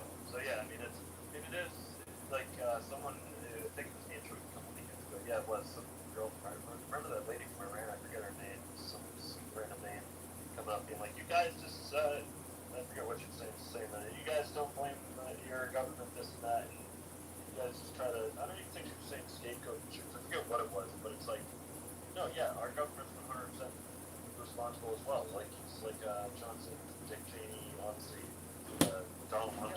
What about when they do stand up to world jury, like JFK does, and they get killed? Yeah. McKinley was 100 days into his presidency in 1900, and he got killed because he was investigating Northern Securities that was owned by J.P. Morgan's dad initially, and the Rothschilds, because they knew about the corruption and money laundering they were up to. They were going to shut them down, so they killed him. Yeah. And Theodore Roosevelt takes power without an election, similar to like LBJ took power. I was going to say, okay. Yeah, bingo. Exactly. Yeah. They controlled the outcome for the next 4 elections all the way into World War I. So they were the ones that Theodore Roosevelt would then take power again, then you had William Howard Taft, and then you had Woodrow Wilson. They controlled all the elections, even before 1913, they were still meddling in American politics. Just like they did now with controlling everything right up until 9/11 and the Cold War terror. Here we are, where they made everyone hate neocons, rightfully so, and people like old white men, and they run McCain against Hillary in 2008. So then Obama against Obama. Then Obama wins, obviously gets in there and just does their bidding, and then they. No, Hillary. The point I'm making here, if you're going to blame the likes of George W. and Dick Cheney, and sure, rightfully so, they made money out. Halliburton made a lot of money from Iraq War. No question about it. Then you also have to give credit to those American presidents who stood up to global jury and paid the price. Richard Nixon paid the price to. They caused the Watergate.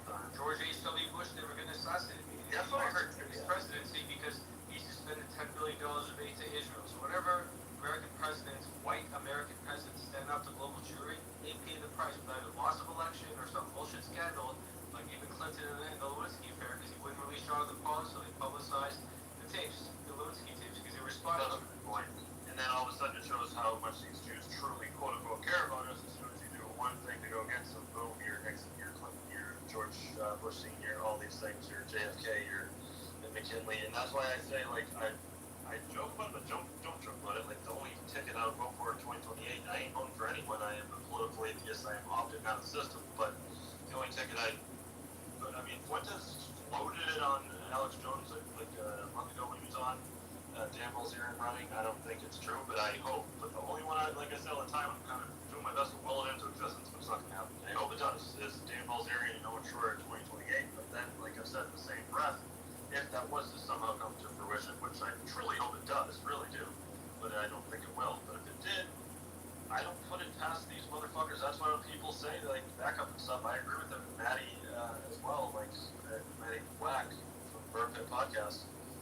There really is no political solution. They have this shit on a stranglehold, and if someone rises up that is legitimate enough, they will, in 2 seconds, do what they have to do, because they're not going to give up power. But yeah, it's a good point. And just, again, like I say all the time, too, we bono. That's what I go to. We bono. Israel, boom. Got the Greater Israel Project, got America to go to the Middle East, a bunch of fucking goyim just dying for Middle Eastern wars for no reason. And again, 22 to 27 veterans committing suicide every day because they're went overseas when they're 19 years old, their frontal cortex has developed, and they said, why am I killing these Muslims for no reason? I have nothing against them. And they come back and realize, oh shit, it was all for Israel. Or they double down like some frauds like Tim Kennedy and write books and say they're this great hero that saved the world. But yeah, it is Jews. At the end of the day, it is what it is. Yeah, John, one of the tips is if you want to have a long career in politics, aim for the younger demographic because they're going to be your voter throughout your career. And a lot of them are anti-Israel and they understand the Jewish problem much better so than their parents, their grandparents. So keep that in mind. But do they understand the clown world problem? Sorry? Do they understand the clown world problem? The Rashida Tlaibs, the Ilhan Omars. I mean, is this country not inundated with clowns? Yeah, see, that's John, where I knew I did. That's where. let me put in my two Go ahead, cents real Heidi, quick before my phone dies. Well, I knew I Before my didn't phone dies, because I've been trying to get up here for a while and it wouldn't let me. John, yeah, you gotta understand, John, because I heard you a little bit ago. Oh, by the way, hi everyone. True Chief, Joanne. Hi. So yeah, hey, I'm walking around the neighborhood over here, so you might hear some birds talking to me. They'd be tweeting to me. So anyway, yeah, John, I'm listening to what you're saying, right? You gotta fucking remember that they fund both sides of the fucking coin. Both sides, and I'm walking, like speed walking, getting my 10,000 in. They fund both sides of the fucking war. Both sides of every free operation, by the way.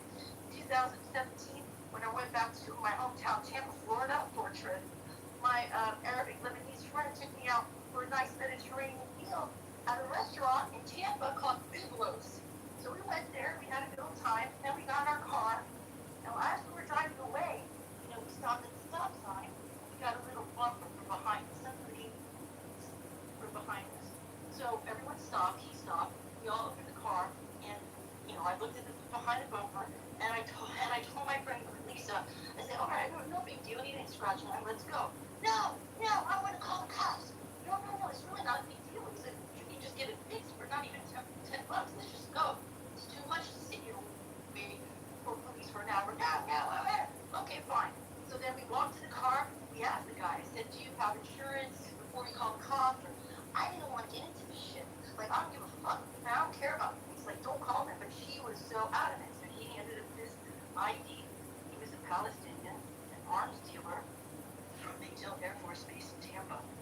And he had a Florida driver's license. And it said, see the driver. How in the fuck does a Palestinian get, and they're being wiped out right now, completely wiped out right now.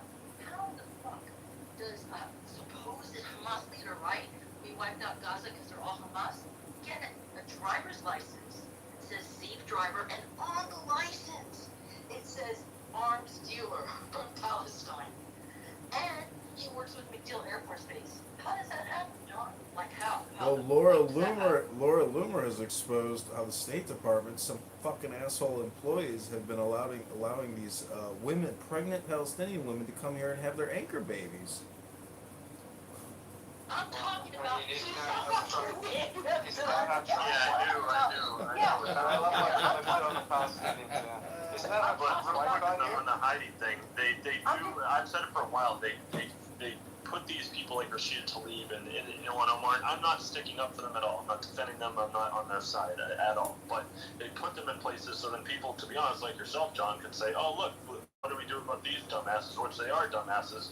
When we have on Twitter, AIPAC openly bragging about owning 98% of our Congress and saying it pays off to be pro-Israel and all this shit. And Trump praying at Rebbe Schneerson's grave on October 7th before he's elected and all this stuff. So that's just like the Dearborn, Michigan thing. Yeah, I don't want to. John said that he would take AIPAC money, like at the beginning when he just came out. Like, John, would you take AIPAC money? Listen, we have $600 in my campaign account. If AIPAC wanted to send me $50,000 to attack a guy that they've already sent $50,000 to, if they're that stupid to give me the money, I'll take their stupid money. So, John, you can't see America first, right? So, careful, you can't see America first. So, so this was in 2017, and we're in 2025. Imagine if they let Hamas run around America, right? Arms dealing with a license to do so, and then they get on the fucking Fox News 13 bullshit channel and say they're the enemy. I don't understand. His driver's license. His driver's license said he was an arms dealer. What are you talking about? Yes, his driver's license. Because at McDill, if you work at the Air Force Base in Tampa, Florida, I don't know where you're from, but in Tampa, Florida, when you come in and out of the Air Force Base, you have to have a legit required license to do so. And he had a McDill Air Force Base license that said arms dealer. Like, I couldn't believe my eyes. I was like, what the fuck? And I was like, whoa. And I went back to Lisa. I'm like, just don't call the cops. Don't call it. She called them. He came. The cops came. He said, why did you call me for something stupid as a bumper? And he left. That was that. But I'm so glad that it happened that night because I got to see that license. That license. Now, after they took down Syria, the first thing they did is burn down the Passport Immigration Center. So you don't know who's daddy. And they issued IDs from Turkey. In Florida, the Puerto Ricans used to issue IDs to the Cubans. It's very deep. They fund both sides of the fucking story. About every operation. And don't forget, George W. Bush took a piece of paper, ripped it, and said, this is what the Constitution is. It's just a damn piece of paper. So I'm with Richard or John Deason whenever he says it's way beyond that. Way beyond learning. Way beyond any of that shit. It's time to fucking rock and roll, man. And I'll speak up. I don't give a fuck.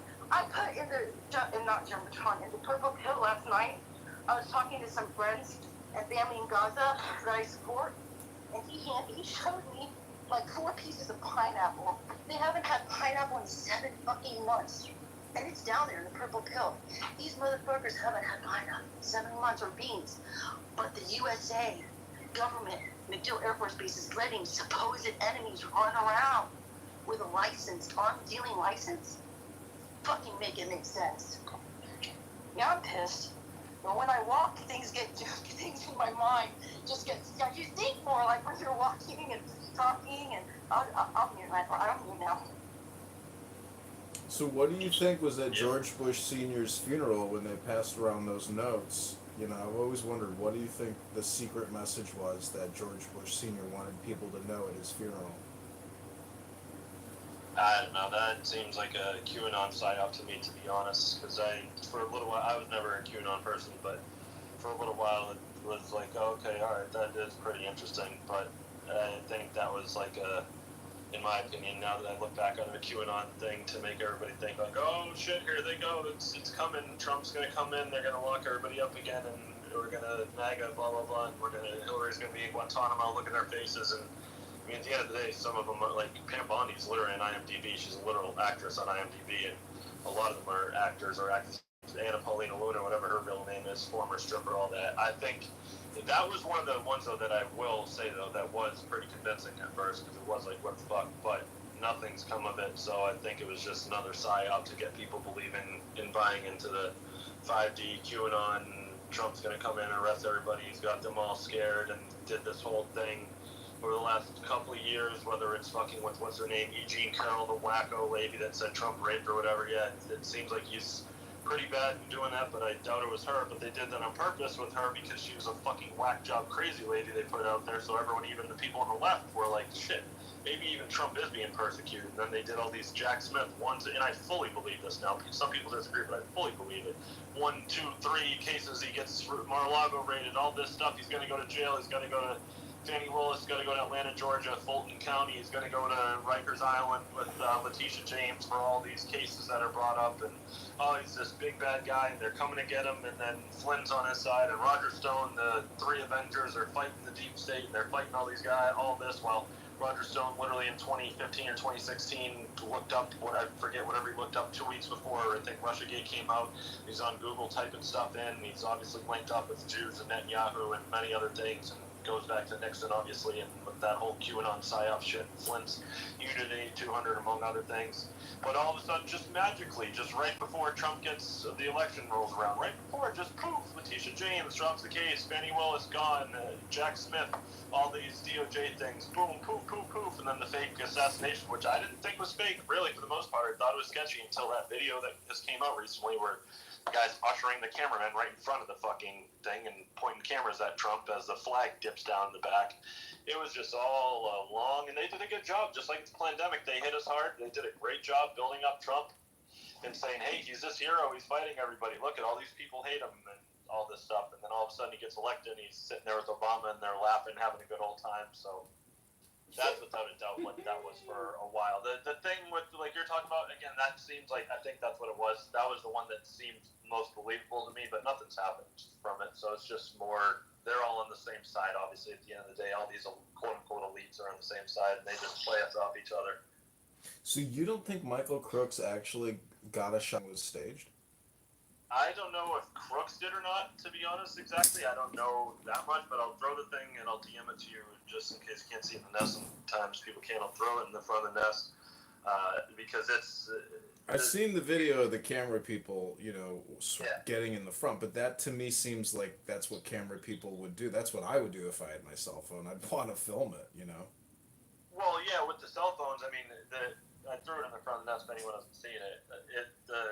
If you have a cell phone, I get it, yeah, but the fact that these people are literally ushered right in front of him by Trump's little, not Secret Service, whatever the fuck, manager guys or whatever they are, that they're ushered right in front of him, and like I've talked about before, I mean, obviously the flag dropping back perfectly in the background as he's on the ground. I didn't think it was, I was down the middle because, this guy, Corey Competier, died, unfortunately, and rest in peace. But the whole thing don't scar on his ear if that was real, if bullets supposedly. Yes, exactly.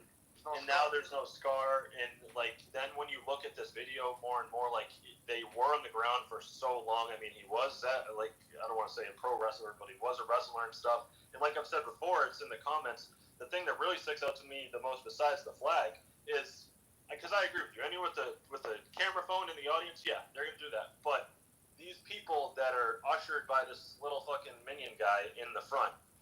The Secret Service agent stares directly at them with an AR-15. And if anyone knows anything about law enforcement, because people are trying to say, oh, those guys were already cleared, the cameramen, it does not fucking matter. If there is bullets actively flying around the president, and you are going to go directly in front of the president and point a camera literally 3 feet away from his face that could be in today's day and age with technology, that could have a bullet inside of it and shoot him right in the head. And the Secret Service agent staring right the fuck at him as they take that picture. Then they get ushered off to the side when he's coming off the steps, and they take another picture. It's just not going to happen. I mean, I know law enforcement. I've asked them about it. Then I already know it myself. They would, that Secret Service agent in front that stares right at them would say, get the fuck on the ground right now before I shoot you in the fucking face, because you're not going to point something at the president. I don't know who the hell you are. There's bullets flying left and right. The threat hasn't been neutralized yet because the snipers didn't take him out yet. So with the Crooks thing, I don't know. It was weird. I mean, he obviously, I don't know if he got shots off with someone else, whatever it was, but they obviously had no silverware. His whole apartment was clean. They cremated his body like Bin Laden. But it was another thing, and then these Jews, I've seen Jewish people talk about the ritual where you get your right ear nicked or whatever, which I don't even think it did, but whatever, the symbolism of it means they're our guy and stuff. And it's crazy to think, and then, unfortunately, Corey Competier died. If he did, I don't want to go that far down the rabbi hole and say he didn't. But then there's more of the gematria shit, which I don't even like, but the Jews do follow it, and Trump gets up and he yells, fight, fight, fight, right? 3 things in a row, fight, fight, fight. There's your 666, and Corey Competier there's 333 right there, the firefighter who died. And then they misspelled his name at the RNC, which was weird. But after seeing that, the flag dip, the cameramen, and then, like I said, all the other things. And then you know what it was, too? Honestly, to add on to that, everyone jumped on board then. Elon, Mark Andreessen, the PayPal Mafia, David Sachs, all these people jumped on board and said, well, I got to support Trump now. I got to support him. Everybody's got to support him. So it's like they all knew. They were waiting for it. CNN was there for the first time. It was the first rally they covered in forever. The whole Crooks thing makes no sense, too, because the motherfucker's walking around the roof for 30 minutes. There's hammered people in the audience hey, that guy's got a fucking AR up there. What's going on? Hey, cops, you want to do anything about this? Literally fucking hammered in the video. They're like, bro, that guy got a gun? Holy shit, he's got a gun. Hey, Secret Service agent. They're like, what? What's going on? The window behind him was supposed to have security. So I don't know who took the shot, but it was another way to build up Trump to make him be this god-like figure in QAnon and MAGA's eyes, which he has become in certain ways. And luckily people are seeing through it now, but it's just because I don't like to go down the rabbit hole of everything's fake and rigged, but a lot Well, of don't things forget, are. Zuckerberg went on Joe Rogan immediately after and said that was the most badass thing I've ever seen, and that was after he had his falling out, and then he had an apology tour with Trump. So, Zuckerberg platformed Fauci for countless months, for years, encouraging everybody to get the COVID-19 vaccine through Meta.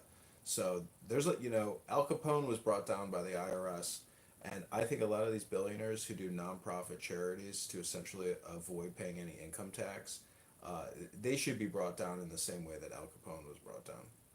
I agree. I've maintained this for a while. I agree because I've said for a while because people did that. People fell for that fucking psyop. They're like, oh, Zuckerberg's taking testosterone and he's based now because he got a haircut. I've said the exact same thing as you. The exact same thing. I said, I don't give a fuck what he's done. He banned myself off of Facebook. He banned millions of people off of Facebook. My grandparents died from the quote-unquote vaccine. My mom took 2. I hope she's going to be fine. My dad took 5. Like I say all the time, my friends one of them has tinnitus. One of them has AFib, wears a fucking pacemaker.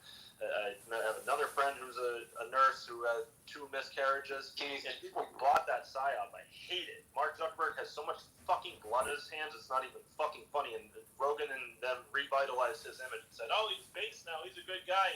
He's riding on jet skis with an American flag. He's so cool. He's our guy. And it's like, no, he literally is just as much responsible as people like Rachel Walensky, not as much as Fauci. He's a monster. But I agree on that part because I hate how people fell for that. He literally censored everything while the vaccine was coming out, killing everybody. He couldn't even say the word vaccine. And because of that, my fucking grandparents are dead. 700,000 Americans, like me and Truth talk about all the time, 20 to 25 million worldwide because of people like him. So yeah, fuck him.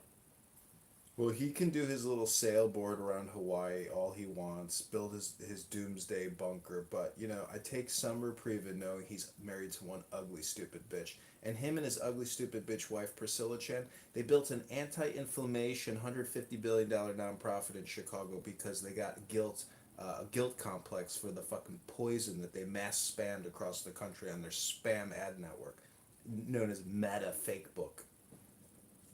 Don't worry, John.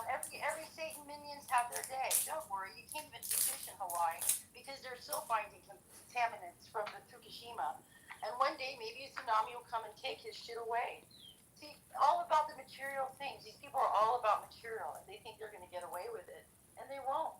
Nobody escapes this. Everybody goes through the same gate at the very last day. And I just know that when he goes through there, he's going to have to hang his head in shame because he's a little bitch. Yep. Sam, I DM'd you earlier. I don't know if you got it. I just wanted to make sure, see if you did, because I don't know how it works when people don't follow each other. But get back to me whenever you get a chance. Truth, you want to say something? I don't see any. Let me swipe. No, Prashad's been waiting a while. So we left Yeah. Yeah, thanks. I wrote down a couple of notes. That Massey and Diligent thing, that concerns me. I'm going to have to listen to that. I'm personally not too fond of Diligent and his ongoing support of Trump's crimes, even though it seems like some of them he doesn't like right now. So I'm going to have to listen to that and try to make sense of it because it doesn't feel good to me that Massey went with Diligent, but that's a small point. The other point, a couple of points I wanted to make was anti-Semite. I got a real easy answer for the anti-Semite. Some of you may or may not like this, but my best friend for many years, and he's here in Hawaii with me now, he's a Jewish lawyer. He was a former deputy district attorney from Los Angeles for many years, and I text with him most days and talk with him on the phone most days. And he's my best friend, literally in Hawaii, and he's a surf buddy, although he's too fat to surf now. But so when people tell me I'm an anti-Semite, I say, well, tell that to my best friend, your Jewish lawyer and former deputy DA of Los Angeles. So I guess that doesn't fit too well, does it?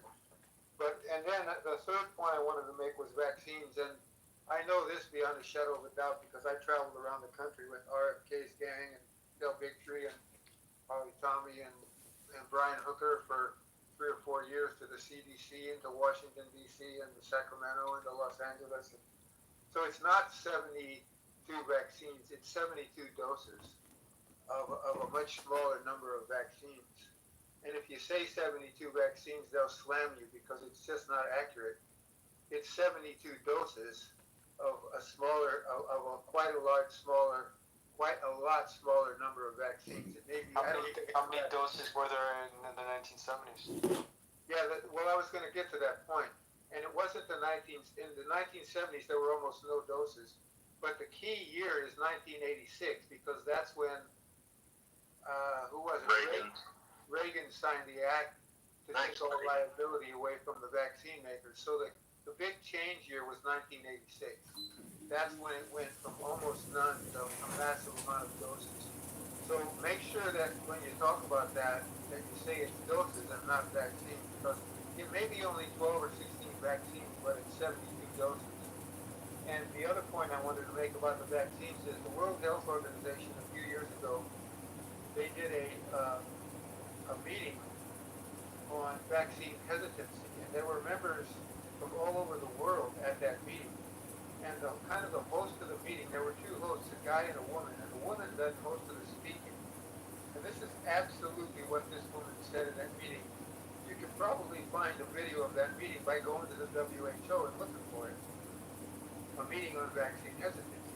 And what the woman said, she said it. The woman who talked most in this meeting, more than anybody else, kind of the MC of the meeting, she said to the whole group from all over the world, the World Health Organization, she said, we've put ourselves in a very dangerous place. That's the first thing she said. And then she said, we put ourselves in a very dangerous place because we have substituted natural immunity for vaccine immunity.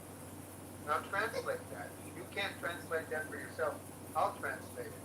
But essentially what she admitted is that natural immunity is much better than vaccines.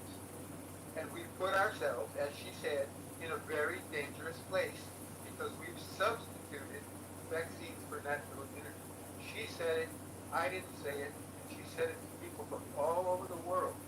So she admitted that natural immunity was better and that we're in a dangerous place because we've substituted for vaccines. Another thing she said in that meeting, beyond a shadow of a doubt, none of the vaccines in the current schedule, none of them have been properly tested. She said it in that meeting. You can all listen to it. If you really want it, I'll search that meeting out and let you listen to it. I know where you can find a shorter version. It's on the Highwire on Del Victory. I think it's episode 143 or 142. That's where you'll hear her say the things that I just told you. She said it. She said essentially that we put ourselves in a dangerous place because we substituted inferior vaccine immunity for superior natural immunity and the immune system. That's what she said.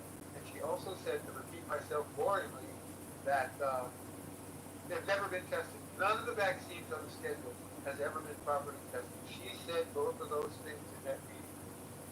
World Health Organization. Dr. Stanley Plotkin already stated this. Right? Yeah, I know he said that also.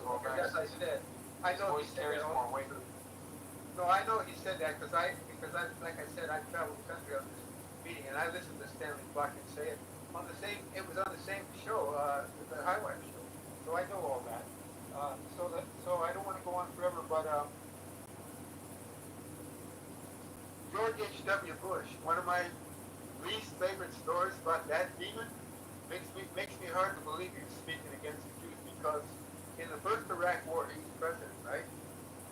And there were 60,000 Iraqi troops that surrendered, gave up, threw down their weapons, and surrendered, and were marching back to Iraq.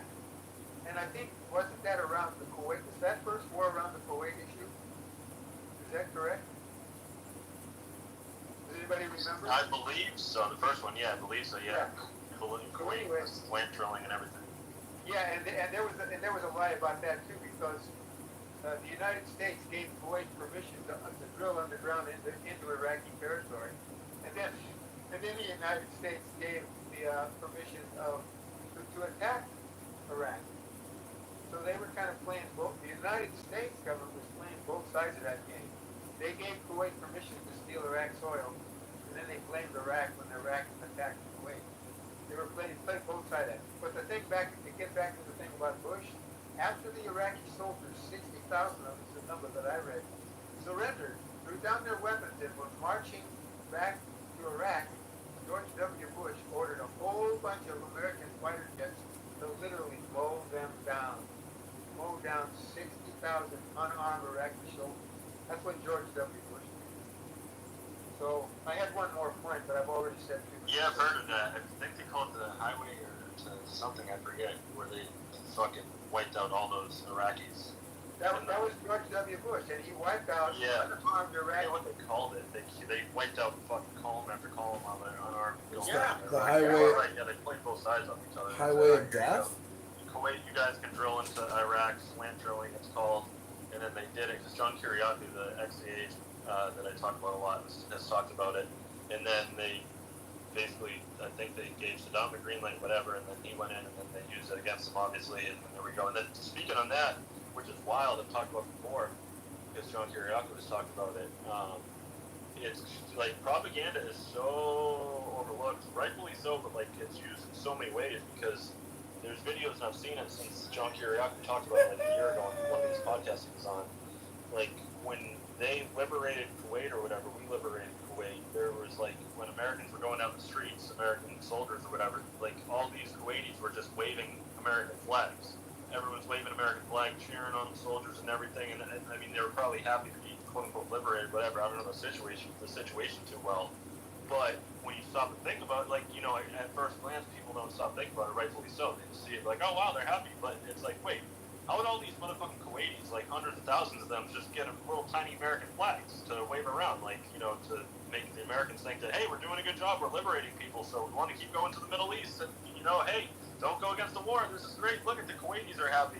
And then, like John Kiriakou said, he knew the guy, or some guy, he asked some guy, he said, hey, how did they get all those? And the guy said, what do you mean, from me? He's like, what are you talking about? He's like, I'm the minister of propaganda or whatever it is. He's like, oh, I forgot, that's your title. He's like, what do you mean exactly though? He's like, I was the one we bought like 250,000 tiny American flags. We handed them out to everybody. We said, stand on the side of the street and wave our American soldiers by and act like you're happy about everything that's going on. It just goes to the point of just how much our government just little things like that. It always stuck with me. It's like, wow, that's so crazy to think about, because the average person will not think about it, rightfully so. They'll just see it and be like, oh, well, I guess they're happy we're there. And like I said, they might have been, they might have not been, but that whole thing was just, like you said, they played both sides off each other, got a nice free war out of it. And again, cui bono, Israel, because Iraq gets slowly overthrown, and like Sam said earlier, it's just all about balkanization. It really is. Syria, Libya, Lebanon, they're trying to do it too. Iraq, obviously, and they've done it slowly but surely. And here we are, the Greater Israel Project's a couple months away, possibly. I don't know what's going on. We'll see. But yeah, it is wild. But yeah, you're right. I forget what it was called, but Bush and Cheney authorized them to just wipe out like 60,000 Iraqi soldiers that had no means to defend themselves. It was called like the Highway to Hell or something. They just fortunately killed a lot of them. And lest we forget, don't forget the daughter of the ambassador or something in Kuwait telling us all about the incubator babies and the Iraqi soldiers throwing them out on the floor, which was a complete lie. Another one, yeah. It's always babies. They always use babies in ovens, and babies in incubators, and then I forget what it is, something else. It's always babies, always. How do they have babies? What'd you say, Joanne? Sorry. The 40-beheaded babies. Yeah, exactly. 40-beheaded babies in ovens. Even the Beavis twins a couple of months ago, when they said, "Oh, Hamas strangled these Beavis twins, the babies or whatever, and they killed them." Blah blah blah. Big bad Hamas. And it's like, well, number one, the logic doesn't add up, because why would they strangle babies? Like, if they were gonna kill them, they'd just fucking shoot them. Unfortunately, but they didn't. Their family came out like a couple days later and like, no, that's a lie. You guys bombed them to smithereens like a couple weeks after they got taken hostage. Like, what the fuck are you talking about? But of course, then they got shut up, just like the 4 IDF tank brigade women soldiers that got released, and one of them was like staring at the Hamas guys, and then they come back and they're fatter than when they went in somehow. And then they're like, yeah, they were awesome to us. They're actually like really friendly. And then within like a week, they completely changed their story. And like, oh, actually, they're the devils. We need to go back in there. And never mind, nobody knows that Hamas offered, obviously, on October, I think, 8th, 9th, and 10th to return the hostages, because they're trying to just do a hostage swap. And then they've offered probably 15 plus times since then to return the hostages. And Netanyahu says no every time. And Bezalel Smotrich snuck it in like 2 months ago, like quietly, not many people picked up on it, and I've talked about it a few times. He said like, I think it was right before the Iran war, it was right when it was happening. He was like, well, our focus is now shifted to the Iran war, and we no longer care about the hostages. They're not our, they're not in our attention anymore, or whatever. Basically admitting what we all know the whole time, because if they got the hostage back, then they can keep genociding the Palestinians, because everyone's like, well, what the hell? And even like Sam talked about before, you know, a lot of the stuff with these anti-Zionist protests, the quote-unquote good Jews in Israel that are protesting against the genocide, it's like, well, you know, you're sitting in Tel Aviv, and you know, some of them probably are good Jew care, but you're sitting in Tel Aviv, why don't you go down to the border and actually try to stop these Jewish supremacist settlers, or just whatever, these fanatical Jews that just go and take all the aid up in aid trucks and just smash it on the ground or break it up, and so they can't bring it into Gaza and give it to the starving people that are there. But anyway, I digress on that. It's just extremely frustrating. Trump's just gonna let it all happen because he doesn't give a fuck. As he said before, just hurry it up, get it over with. Have you guys noticed that all of the Zionist propagandists, they only post the hostages as being like women in their like 20s that are like decently good looking, nose jobs? Like it's like every single quote unquote hostage is just like a 20-year-old fucking female that's like good looking, or it's a baby. It's never like some Jew with a snozzle nose, you know? Like what? They think that we're all so stupid. They're banking on your stupidity, and they're banking on your memory loss. First motive on any operation is when they execute it, they always make sure that you have some sort of memory loss via some kind of like a program that propaganda. Yeah, propaganda, all of that. So yeah, they literally do think you're stupid. 100%. That's what the movie Idiocracy is all about. And Hollywood is one big science. Don't you guys ever realize every time we're on some sort of space, everyone always brings up a movie that they've seen that kind of relates to what's happening now. Well, remember what this movie? Remember that? It's all because of spelling. It's a big fucking witchcraft spell on everyone. Yeah, Candace did a good job explaining that. I think she was on with Charlemagne the Fraud. I don't know if you ever called I didn't hear her. I didn't hear her. It was like a year and a half ago she did it or something. It's like a clip. I'll send it to you. I'll find it on. Yeah, send that to me. It's like a minute and a half. After she interviewed Harry Weinstein, she didn't give obviously challenging questions. I lost respect for her totally. I lost a lot of respect for her. So I don't even look at what she did a good job exposing what you were talking about, how the Pentagon's behind they're even behind Transformers randomly. They bankrolled that, but they're behind all of them. And then when you think about it, it makes sense. Obviously, they're behind Black Hawk Down, they're behind Lone Survivor. They admitted that was a complete fake. What's his name? Marcus Luttrell admitted. Yeah, they just came to me when I was in the hospital and said, "Here you go. We made a whole fucking Hollywood movie on you that Mark Wahlberg's going to star in. Just sign your name." He said, "All right, sounds good." Yeah, they made a Hollywood movie on 911, but nobody taught it. The Last Kiss Goodnight with Samuel L. Jackson and Gina Davis. They were instructed to shoot buildings. They shot one building in Times Square in New York. Oh, we'll just blame it on the Muslims. It's right in that movie. Last Kiss Goodnight, Samuel L. Jackson and Gina Davis. So I don't know what Candace said, but I've been in the know for that way before Candace came on the scene. So yeah, it's all in the movies. And Idiocracy is a very good one too. And Idiocracy shows you how they poison your water, they poison your food, and how so many other memory loss from that. Yeah. So I mean, there was what's it called? And one really good one, and I'll land. I swear to God, I'll land. No, take your time. You're right. Rat race. Nobody caught this one. Not even Kitover, and a whole bunch of also Jews and rat race. And there's a good Saudis and all kind of rich billionaires sitting on the penthouse of the casino. Tell these people that there's a bag of money in a locker, go get it. And I think Hitler was even in that. Did a cameo in that movie. It's called Rat Race. It shows you how they get you all distracted to follow that materialism and to follow that money bag, while they take everything from you from there. And when they show the people in the penthouse, like the sort of like the leaders that we have now, they show how they think you're stupid and how they're laughing at your ass. It's very dehumanizing in every sort of way a human being can ever feel. I mean, they can't really feel the way that the Palestinians feel, the Gazans feel, but yeah, it's dehumanization, ritual, banking on your memory loss. Yeah, I got a jet. I just gotta interject real quick because I got a jet. So thanks for having me. good to hear Heidi there at the end, and I'll see you Saturday, Keith. Sounds good, brother. I'm glad you stopped by. Thank you so Yeah, much for having us, man. I'll talk to you guys later. yeah, Thanks, Sam. Thanks for coming on. Have a good night. Yeah, it's karmic retribution. It's all stuff that the revelation or method, whatever people want to call it, tell you what they do. And Ryan Sikorsky has woken me up to this more so because it is both things I believe where it's because they're Satanists and they want to get their karma up off them because if they tell you what they're going to do and then you go along and do it, then they're like, well, the thing I've always used before, if you're selling apples and then Heidi comes along to buy an apple and it's a poison apple and I sell it to her and poison her, then I poison her. But if I write poison apples when she buys one and poisons herself, it's like, well, you knew what it was beforehand. But they also do it to get people's consent because it's in the back of their mind and all these things, just like weird things like fucking Neo's and the Matrix passport expires on 9/11 somehow, and then Contagion and all these things where, whatever, I Am Legend, all these movies about viruses and this and that, and then all of a sudden, boom, Keith, went down again, right into it. Keith, you just reminded me of one thing that I have to tell you when you were talking about passports.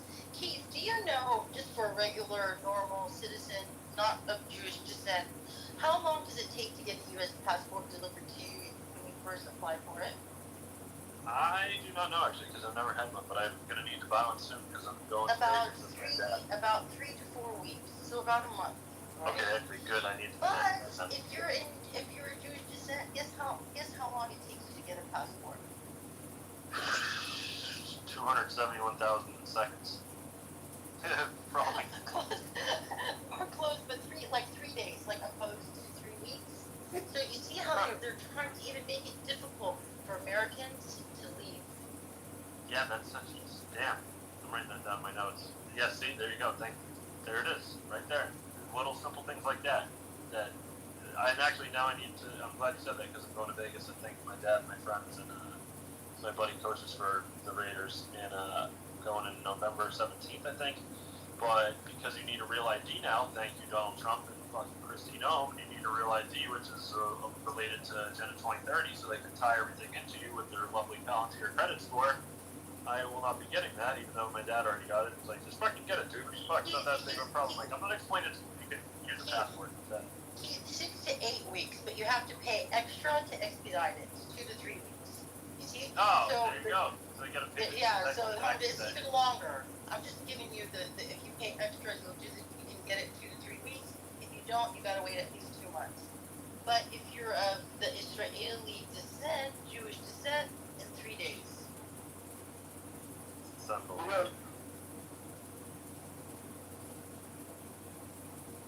Yeah, so this Hollywood stuff, yeah, it's kind of crazy when you finally wake up and you realize that it's actually more of a government operation, or like even much studios are owned by Jewish interests because they funnel the money from that's sent to Israel back into Hollywood, and they make movies to basically create a narrative. Like, for example, in the movie World War Z, one of the only nations that is still saved is Israel itself, like a city in Israel, because the Mossad intelligence was smart enough to build a wall when they saw that the world was falling apart. And that's just like one example. Like, even the movie like Saving Private Ryan, where like the Germans are vilified, especially that scene where the German soldier, it's just like all of these movies, if you're not able to like kind of see past the curtain, like the Wizard of Oz kind of thing, that it just basically controls you in every single kind of way if you're not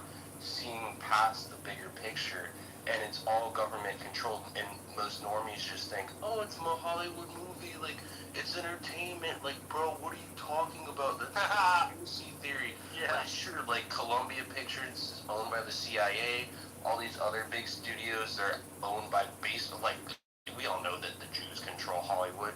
And they've been creating these narratives since the 1930s. And, I mean, they've been in control prior to that when the Zionist Congress was created in the 1880s. So it's just like a lot of fucking, what's the word for it? Like, you gotta break... It's like set you gotta break the programming and stuff. But you're right. I mean, because we all know who owns Hollywood and stuff, and you're dead on. I mean, that's why I threw it up from the mess I found in the Candace one, and she just was the one that opened my eyes to it when I first saw it. And again, people behind Transformers, but then they're behind everything, behind Lone Survivor, behind Black Hawk Down, behind Saving Private Ryan, then obviously all the Spielberg, all these Jewish, whatever Spielberg is, the director, whatever he is, directors and stuff.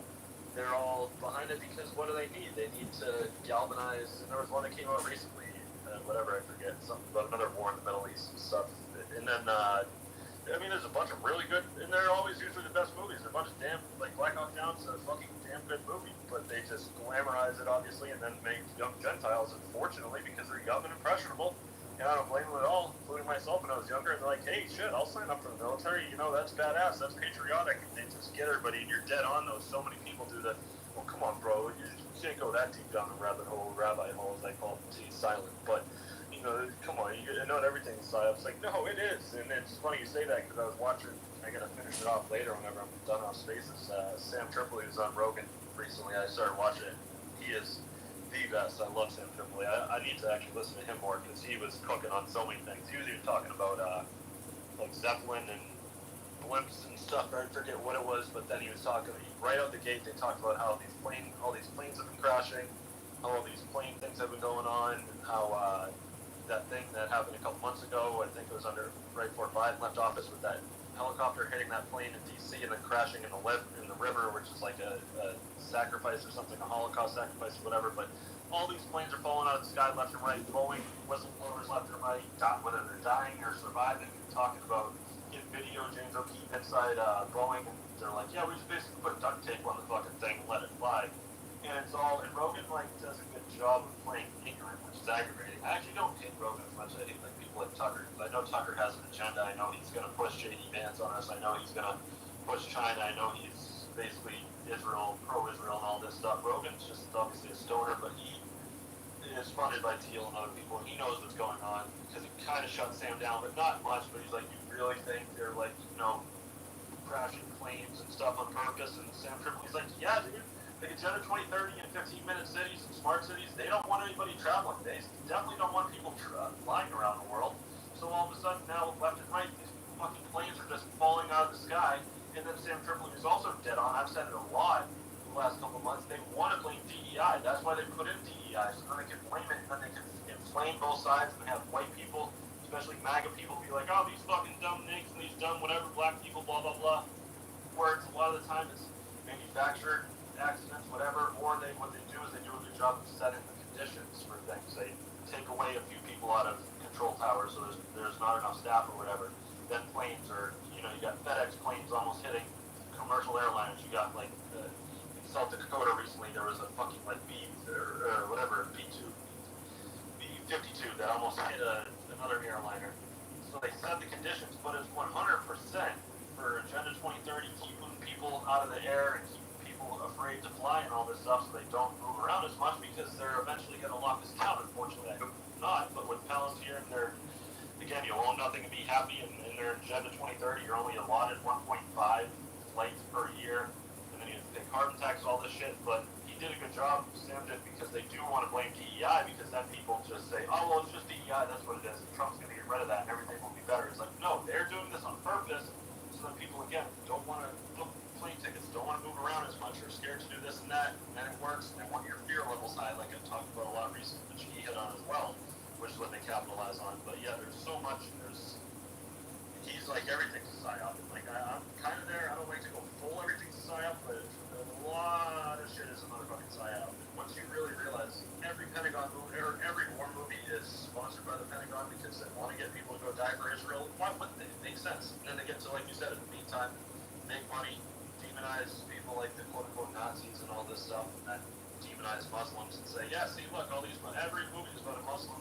What's the other one? Yeah, American Sniper with Chris Kyle and with Bradley Cooper. Another great movie, where it's just Muslims running around left and right. The awesome Americans go and kill everybody and all this stuff. But yeah, it's wild. Are you sure? Oh, sorry. No, it's okay. Oh, yeah, Keith, you brought up something that caught my interest about the Trump assassination. I really haven't looked into it. I mean, with so many available waking hours and so many Jew problems, you're going to kind of pick and choose them. But you said about the cameraman Service person. That that sparked my interest on that, and it also made me think of something else I've never heard. Did you see the video, William? You've seen it, right? I didn't. After the show. I mean, DM it to you. Just, you don't even need to, let me DM it to you. I'll throw it back. Awesome. Because you don't need to listen to it. It doesn't, you don't need the volume. It's only 50 seconds. And you'll see within the first 10 seconds. I just threw it in that second. But thank you. No, thank you. I want to see that. And then, I'm sure this had been thought of or brought up. I've never heard in my whole life. JFK assassination. You know, we had, but I call this guy the prequel of the dancing Israeli, Abraham Port, whatever, the Jew who filmed it on the 8mm. Abraham Zapruder, yes. Zapruder. Now, here it is. He never flinched. Right? 3 words. There you go. Right place, right time, flying kite. Pull off that. He never flinched. Right there, dancing Israelis. I'm surprised it was never brought up. I caught that off something you just said about the cameraman. The Secret Service guy with a flip. And then, for some reason, I'm just thinking JFK getting shot. And we know, even if it was on a fucking tripod, it was moving with his hands, so the kite cannot say, I was on a tripod with this stuff. No, he never flinched. I mean, there it is, dancing Israelis in 1963. Anyway, that's my thought.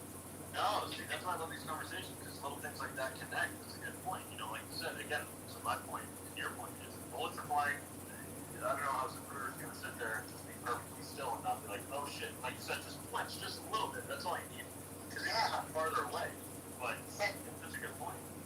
And also, Zapruder had like a state-of-the-art video camera for the time. Watch it, and you don't even need the volume, but watch it and get back to me in like 50 seconds. It's wild. Then you see, like I said, the fucking, whatchamacallit, the flag perfectly dipped in the background, right in position. They put the American flag right behind Trump where the people are taking the picture, and that's on like a whatever, it's on a crane. That doesn't, you can't just lower that right away. You have to time that and everything. And then there's the guy, you'll see, right, it's in your DMs, it's up there. Yeah, the guy ushers, some random guy ushers them right in front to take pictures. And again, nobody covered his rallies for like 18 months. Some little minion of Trump's ushers this guy. This guy would be fucking on the ground instead of ducking if he wasn't the guy that ushers the cameraman right in front of him. And then he ushers him to the side of the stairwell where Trump's falling, where he's coming up the stairs, and they're taking pictures like him at that point, like a foot away from his fucking face. And like I said, anyone that knows law enforcement, I've asked law enforcement that I know, I've watched, all I do in my spare time is watch law enforcement videos. They do not fuck around. And if you're just an average cop on the street pulling someone over, never mind you're a Secret Service agent who you can see my comment below the thing in the front of the desk. I took a screenshot. He's staring right at the people with the cameras. If that is real, and that Secret Service agent isn't in it, and it's not fake, which I do 100% believe it is now, that guy, like I said, is going to say, I will shoot you in the fucking face if you do not get on the ground right fucking now. I will shoot you in the face. Point the guns right at them. He literally would say those exact words. He would possibly shoot because a camera could easily have a bullet inside of it that could launch right into Trump's face. And people, MAGA people are coded saying, oh, those cameramen were already cleared by Secret Service, blah, blah, blah. It doesn't fucking matter. The bullets are flying, the president's getting hit, apparently, which I don't think he did. It does not matter. All bets are off. You're going to get shot in the fucking face, or you're going to get told you're going to get shot in the fucking face as you're pointing a camera directly at him from feet away, and some little fucking Jew boy basically ushers them all around. Then the flag drops in the background and all that stuff. And then the added thing, when you look at it more, Trump's on the ground for like 20 seconds, or like 10 to 15 seconds, which is so sketchy. They easily fucking ketchuped up his ear or something like that. And then they're in the perfect position to catch the flag just in the background as it lowers, get that iconic shot of Trump saying, fight, fight, fight, 666. And then the guy who died is Corey Compton's ear, of course, there's your 33-year Austria fight. It's just wild. Keith, what you just said about the Trump assassination is the same thing as what Building 7 is to 9/11. Yeah, and what are you mean? How it's in terms of the smoking gun? I mean, the best right there. I mean, Building 7 is the smoking gun. I mean, there's a million of them, but it's the top one. And it shows, whoa, something's going on here. What you just said, fuck yeah. Secret, when everything you point out, secret shot, whoa. There you go. False flag. So yeah, your point's great. It triggered my point about JFK. So yeah, I mean. Yeah, don't get me going on 9/11 because I can get going. Oh God, no. Well, I mean, I just threw in the front of the nest again. I don't want to keep throwing stuff in the nest, but if you go to the 1 minute and 30-second part of that, and again, people don't even need volume. The smoking gun for that, never mind the fact that the fucking 220 stories of towers disappeared, disintegrated into thin air, but if you take them one at a time, 110 stories each, disintegrated into thin air within, I think it's 8.8 seconds that the towers, which is the thickest steel on top of the thickest steel, inside of the thickest steel, disintegrated into thin air, but the smoking gun by far is to the right side at like 1 minute and 25 seconds. There's like a 70-story tall piece of the tower that's still standing. In conventional wisdom and physics say that the tower that piece of the tower would fall over sideways and would crash a bunch of the buildings to the left or to the right, whichever way it falls. But instead, as people can see, if you go to minute 25, they put an arrow on it, it just poof. It just fucking disappears into thin air, and I have no doubt now from all the research I've done that it was, they call it, I don't know what a cold and hot directed energy weapon difference is, but they call it a cold directed energy weapon because there was cars burned all around there, everywhere. There was, I believe there was like fucking, either way, there was 110 stories. These thermite detonators crisscross. Or like, I don't know, 20 to 25, 30 stories high. It was only up to the lobby high that was left over. Like when you watch the building disintegrate in that video up top, it just, that steel just disintegrating. And that cannot be done by thermite. It obviously cannot be done by planes. You don't think it was thermite detonators? But they did something, and also there's a hurricane. I posted about there was a hurricane off of the fucking coast. It was about to hit New York City, but just before it did, it got pushed out to sea. There's I'll what? It's insane. Like there was a massive hurricane going directly towards New York City, and then the day of 9/11, right before or the night before, it takes a hard right, basically bangs a right towards Nova Scotia because they either use some type of weather modification or some type of energy. But you cannot disintegrate a building into dust without some type of technology. We all know that Darwin on them are 40, 50 years ahead of us, and that was one of the first times I used it. And it's a rabbit hole I've been going down a lot more recently because I already knew about it, but it's just fascinating how much we've been lied to. And the thing about, like, they say, oh, they have the Israeli, whatever, Team 93 or whatever inside the building. Yeah, that actually, from all the research that I've done recently, that is because, and I know it sounds crazy, I wasn't one that believed it, but people said it was Project Moonbeam, it wasn't planes. I know people say they saw it there, but there's been serious evidence to say that the way the plane was coming was going like 500 plus miles an hour, the tail fin would have sheared off.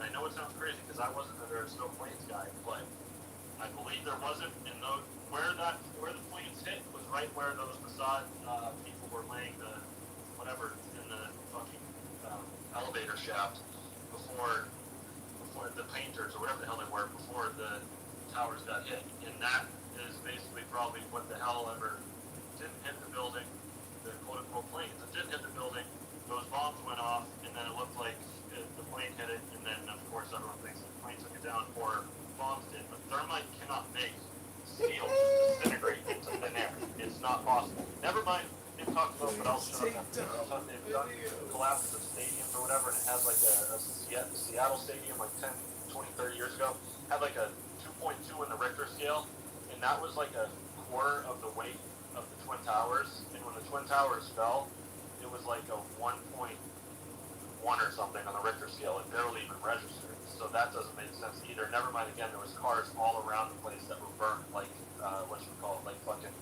like Hawaii and Lahaina and everything. So it's some crazy ass shit, I know it is, but it's something that needs to be looked into because we've been lied to so much, and there ain't no damn way that a building, that 110-story building can disintegrate with thermite. fucking 8.8 seconds in it somehow like that. And again, the thing on the side, 70 stories tall, the building's already gone. Why does it just disintegrate, poof, into dust? Well, that's the giveaway. The 8 seconds is the free fall speed of gravity. So when you do thermite cuts into a solid steel structure and you turn it into dust, it falls at the speed of fucking gravity. And same with World Trade Center 7. Office furniture fires literally demolished a solid steel skyscraper. It's the biggest lie and biggest, it's not even a psyop. It's just fucking common sense that World Trade Center 7 was thermite detonated that day. And the World Trade Centers were also most likely thermite detonated. Yeah, World Trade Center 7 definitely was, I don't know what it was, I'm sure. It was controlled demolition, it was pulled. Yeah, 100% pulled. You can look at any other controlled demolition. It's the exact same thing. World Trade Center 7. The other one, though, there's been, I'll find things, I forget what it is, but if it falls at whatever, like if there was a demolition that wasn't a directed energy weapon through thermite or whatever, there's something about called the pancaking effect where it would take longer to fall and then it wouldn't take 8.8 seconds. I forget what it was, what Judy would have said, but I forget what the refute to that is because I want to be sure what I'm saying. I'll have to look it up again. But the World Trade Center 7, yeah, that was obviously, and then that's why they put people in two camps. That's why this revisionist revisit 9/11 thing does a good job. Although they're crybabies about Jews having an influence in it, but whatever, I can still take their word for what it is. And Judy Wood's the only person who's never been interviewed. She's got like a master's degree and a bachelor's degree in like 6 different things that are all specialties on this.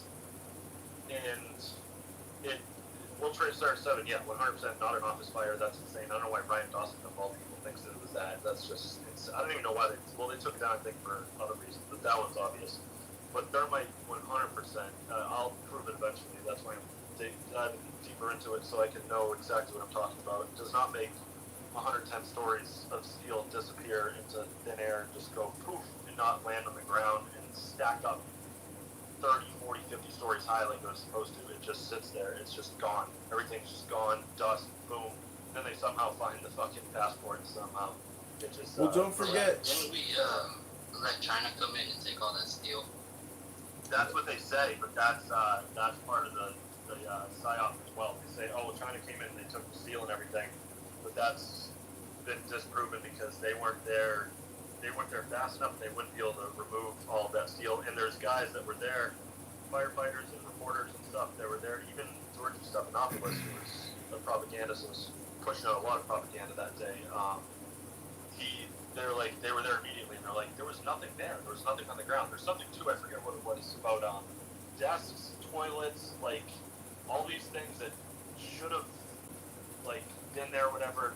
I think that it's one of the two. I forget. There should have been there. They weren't there, or the other way. Either way, there's also guys that were in like the stairwells that, if it was the pancake effect, would have been dead. There were like 6 or 8 firefighters that were on different levels of the stairwells, from like level 4 to like level 16 or whatever, or higher. And they said that they just remember it collapsing, and all of a sudden they looked up and thought they were in heaven because they saw a blue sky. But then they were like, wait, I'm alive. How the hell am I alive? This fucking tower just fell on top of me. So if it was a demolition, it would have fell on top and it would have killed everybody below it. But the fucking thing, as you can see in the video on top, it just turns to dust in midair. It's just boom, poof, disappears. 100% disappears into thin air. Nothing, no steel. And that was the thickest steel in the world. Again, on top of the thickest steel, which is inside of it, and then more steel inside of there.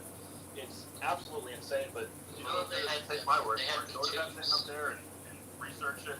Anyone can research it themselves and look into it. That's where I got it from, and it's crazy we've been lied to. But that's where they put us in. Oh, it's a plane, it's this and that, and then the Larry Silverstein thing, because he's a Jew, that plays to as well, where he says, yeah, I said pull it. So then everyone rightfully goes to, oh, well, 100%. It was bombs and everything, and there was thermite, this and that. But you would need, I forget what they did. You would need like 600 gazillion pounds of thermite to do what happened there, and then you would need it all to go off at one time.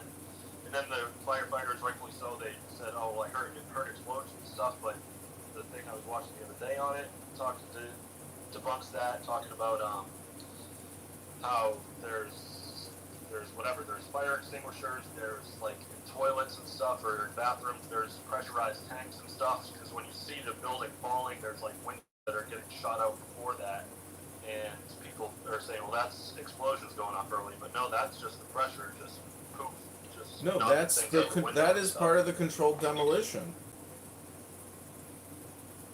I heard a first-hand account of someone who was in the building, and when the plane hit, I guess all the impact from the impact of the plane that shot through the elevator shaft was blowing all the freaking floors, elevator doors wide open, and there was like nothing but hot, intense flames coming through with the fuel.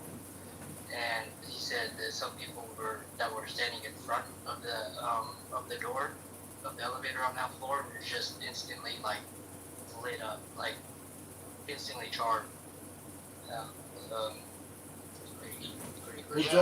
don't forget Shanksville and the Pentagon were fakes too. Those were rockets. 2 days ago, he said actually the thermite thing, glad he responded to me and threw it in the front of the nest. He said, what's the 100 pounds of thermite look like in action look like? And he threw it up in the front of the nest. It's whatever he says. And then Stu had somebody on about it a while ago, I guess, because he's in the thing now. But it's in all these experts, they do it just like with the JFK thing and with everything. They make an industry out of it where everybody's an expert in this and that, and they get platformed, but they don't platform the one woman, Judy Wood. The only person who talks about her once was KBD. He asked a couple people, but they don't platform her, who's been the one who wrote a book on it called Where the Towers Go, which I've read and was part of the documentary, the like hour and a half long documentary of where did the fucking towers go? Where did 220 stories of steel go? It just doesn't make sense. And then this is what I was talking about. So there's 50,000 filing cabinets, 500 toilets and sinks, missing tables, chairs, and computers. I believe all of them just somehow that's what it was. All of them so 50,000 filing cabinets, 500 toilets and sinks, missing tables, chairs, people, computers. There was paper everywhere, but all that stuff just disappeared. 50,000 filing cabinets, never mind vending machines, all this stuff. So if that was an explosion from thermite or whatever, or in a controlled demolition, then there would be pieces of toilets and pieces of porcelain toilets, pieces of filing cabinets, pieces of vending machines all over the place, but everything just literally fucking disappeared into thin air. And again, the real smoking gun is that thing at like a minute 25, the 70-story tall thing that is still standing after one of the towers falls, and it somehow just fucking literally turns to dust in midair. It should tip over and take out like the whole block around it, but it just goes bye-bye out of nowhere. And the amount of stuff that was in there But too Keith, is it's a picture perfect replica of a controlled demolition. Haven't you seen how buildings go down? They don't fall over; they literally pancake, and that's what happened. Keith, there's something else. Very soon. Can I? Yeah, go ahead. I recall that day. Now, what you said, everyone looked at that. They call it the spear, whatever. It's as Keith says, 1,000-foot pole that poof. Now, look at, and the kite doesn't show this. I recall vividly on the day of 9/11, the South Tower, the first one to fall. When it fell, it initially tipped.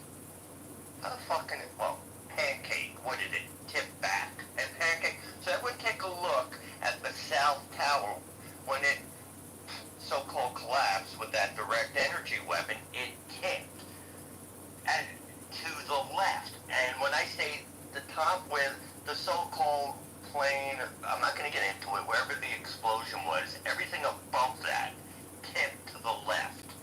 And then it turned into dust. So you're going to say, symmetry on a tilt? Yeah. So it's the same fucking thing as Keith is pointing out, not as visible, as what Keith points out with the spear, much more visible. But there you go.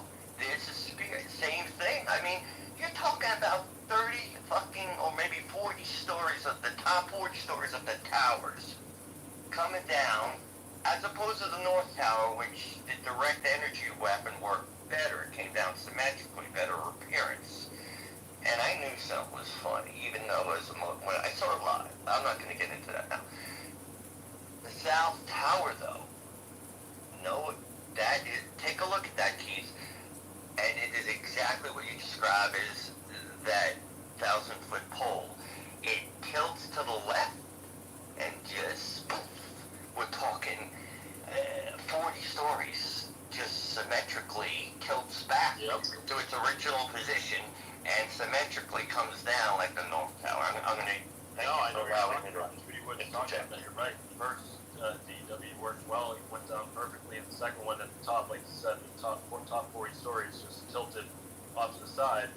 So it should have kept going that way, but then it just all of a sudden everything below just poof disappears into fucking thin air, and then there's a bunch of things in that thread that I threw in the front or down low. This guy does a good job, a really good job, 9/11 Revisited, because they do. That's how they get everybody in every psyop. They get everybody into it was a plane or it was a demolition from thermite and stuff, and then they get a Jew, lucky Larry Silverstein, to go and say, yeah, we pulled it, and we decided to pull it, which then adds to the 100% thermite narrative. And I believe, I'm sure there was probably thermite added, but where the Team 93 or whatever the hell those Jews were called, those art people or whatever the hell they were, putting bombs inside of the elevator shaft or whatever, that's exactly where the fucking planes hit.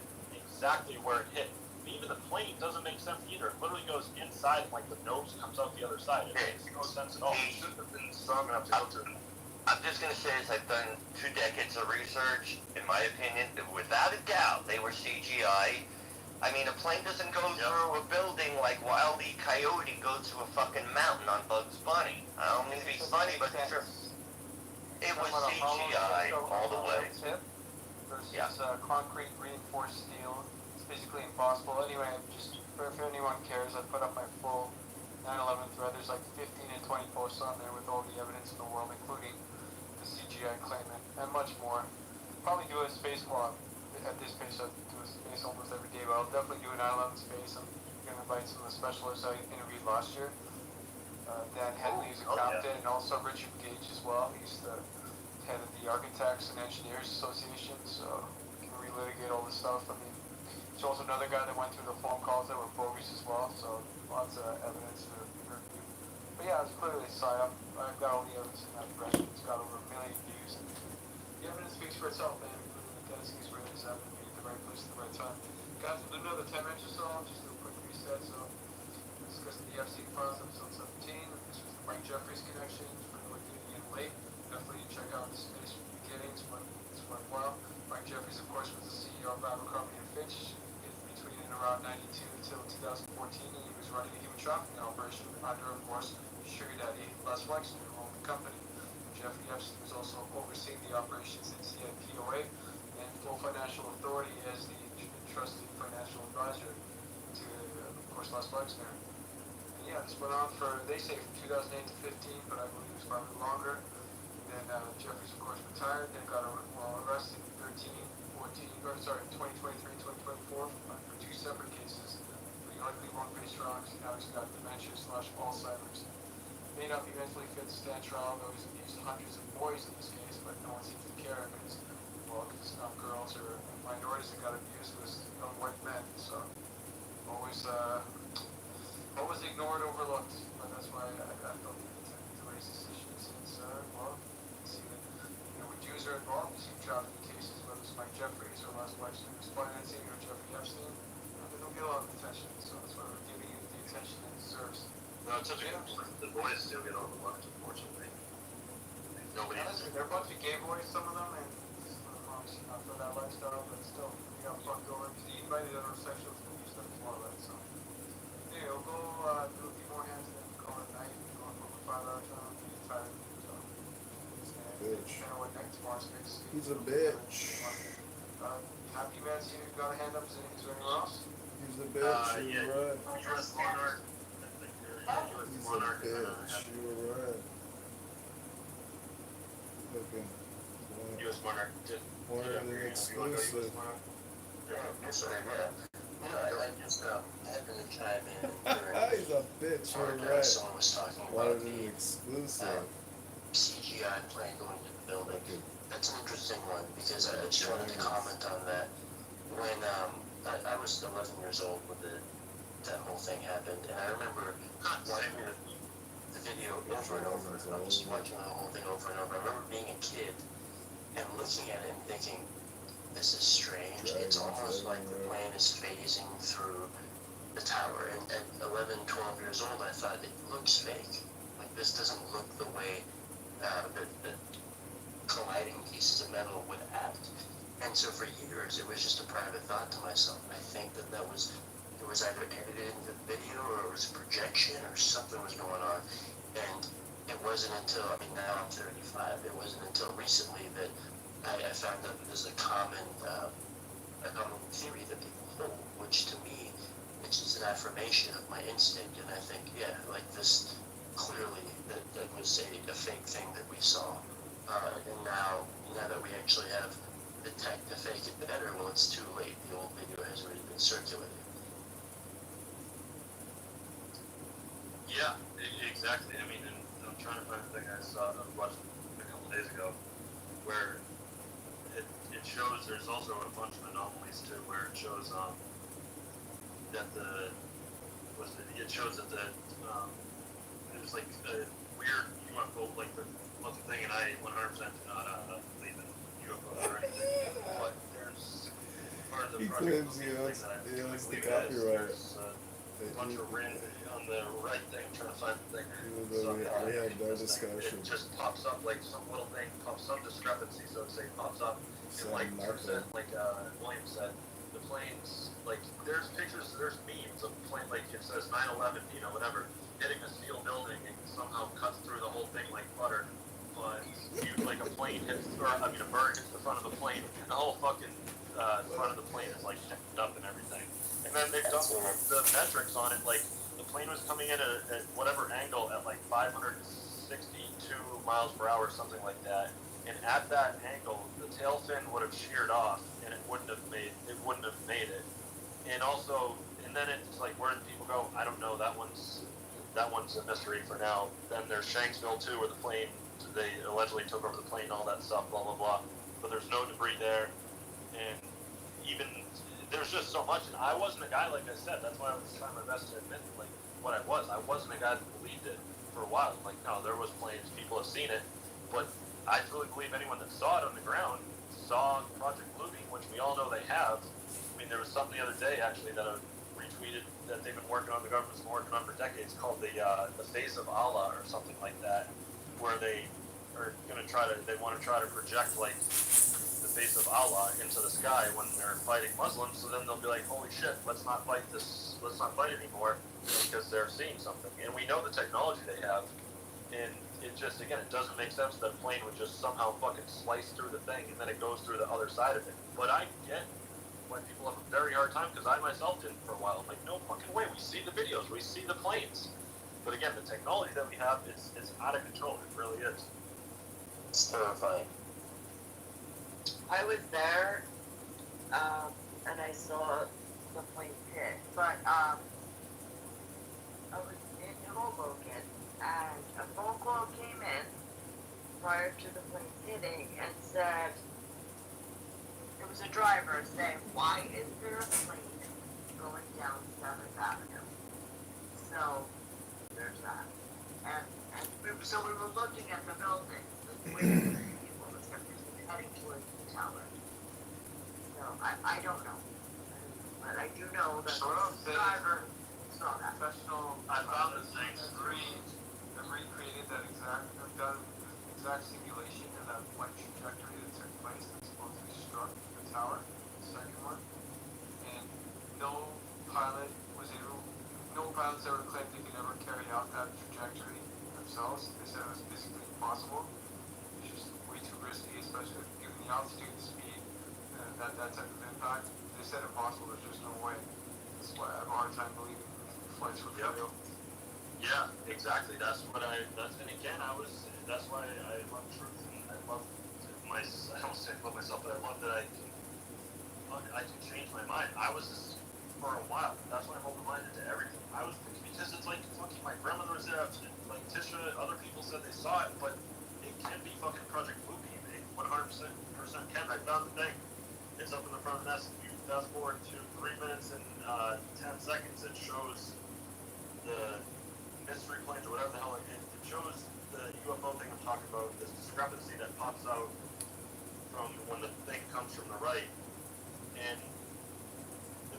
the second plane was, it says right here, was supposedly going 587 miles per hour. Like Drew said, there was a bunch of pilots that tried to reenact it. They were asked about it. They were all like, yeah, you couldn't direct that plane into the building like that. And again, at the angle that it's coming in, the tail fin would have sheared off at how fast that it was coming in. But again, I get it. I know it sounds crazy. Do your own research. Look at the thing that I'm talking about up in the nest. Do whatever. Look through that. I just know that they lie to us, and I know that they love to sit here and say, there's, the plane took it down, and there was planes 100%. You're a crazy maniac for not thinking there was. And again, I was on board with that. Or it was, we pulled it, and Lucky Larry Silverstein says we pulled it, which just adds to it. Like firefighters just walking around with a bunch of sticks of dynamite or whatever. They would have to have so much dynamite on it. And the thing that's more back in the nest, it shows, or 4 or 5 back in the nest, it shows, like I said, like below it, what thermite actually does, and it doesn't do what the hell the building did, where it just fucking completely disappears in thin air. The people are asking, so like, what, why didn't it just, Greg says it would take 26 million pounds of thermite to detonate each building. 26 million pounds of thermite. And you can put it all in Ziploc bags as powder. So you got the EP, right? The Israeli art students who had access to the building months prior. The E team, everyone knows the E team, right? The E team had access to. Yeah, Jonathan, the Israeli art students. They don't have to put thermite all over the building. They just have to put it in the necessary places in order to create a. Installing in the elevator shafts. Exactly, yeah. So they had access. There's documents proof they had access. A lot of first responders reported bombs going off. A lot of first responders reported no planes being bombing the building. But even if it was planes, okay, think about military technology. How hard it would it be to have an autonomous plane being piloted? You got to think about the pilots that were allegedly the hijackers. First of all, the allegations of the hijackers. These people were trained in Florida in flight schools. These people were like CIA assets. So at the very end, this story is full of CIA assets. The copper, we had no discussion of saying nothing. He's a bitch, you're right, what an exclusive. At the very end, CIA assets. And then you have the very first victim I put in the nest. His name is Daniel Levine. He's an Israeli ex-commando, ex-IDF, founder of a fucking tech company, which is still occupied. His name's Daniel Louis, whichever. But his company basically helped create the idea of hashing on the internet. Like, they control early data flowing through the internet. And this guy, the first victim, died in 9/11 attacks on the plane. He just disappeared off the face of the earth in the attacks. They say he was the very first victim of 9/11. And IDF commando was special forces in their military. What are the odds of that? You couple that with Larry Silverstein. You couple that with the Israelis. You couple that with the girl who was interviewed saying, hey, this is what happens in Israel every day while she smiles. You couple that with the fact that 9/11 directly benefited Israel. You couple that with the fact that we invaded countries that Israel was adversarial with. We didn't invade Pakistan. It doesn't make sense. It just doesn't. Well, I have something really big. May I pose? I forgot. Yeah. No, you're right. This is really big. I forgot about this. I So read this. the really dying thing is a psyop, to be honest, because they want us to feel bad for them. I read this on the internet once. Document this about 15 years ago. Truth might know it. Here it is.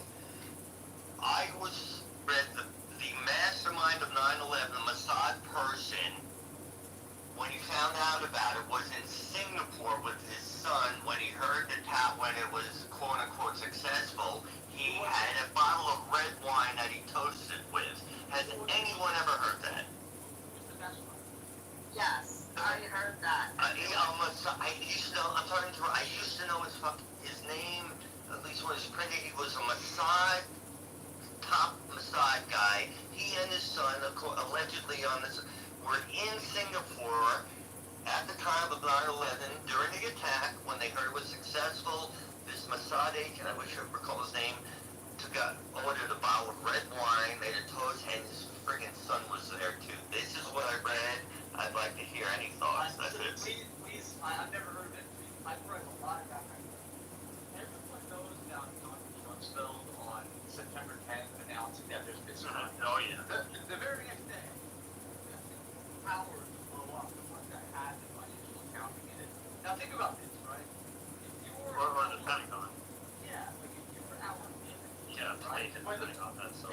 Now, they say it was fucking Bin Laden. Bin Laden was a CIA asset.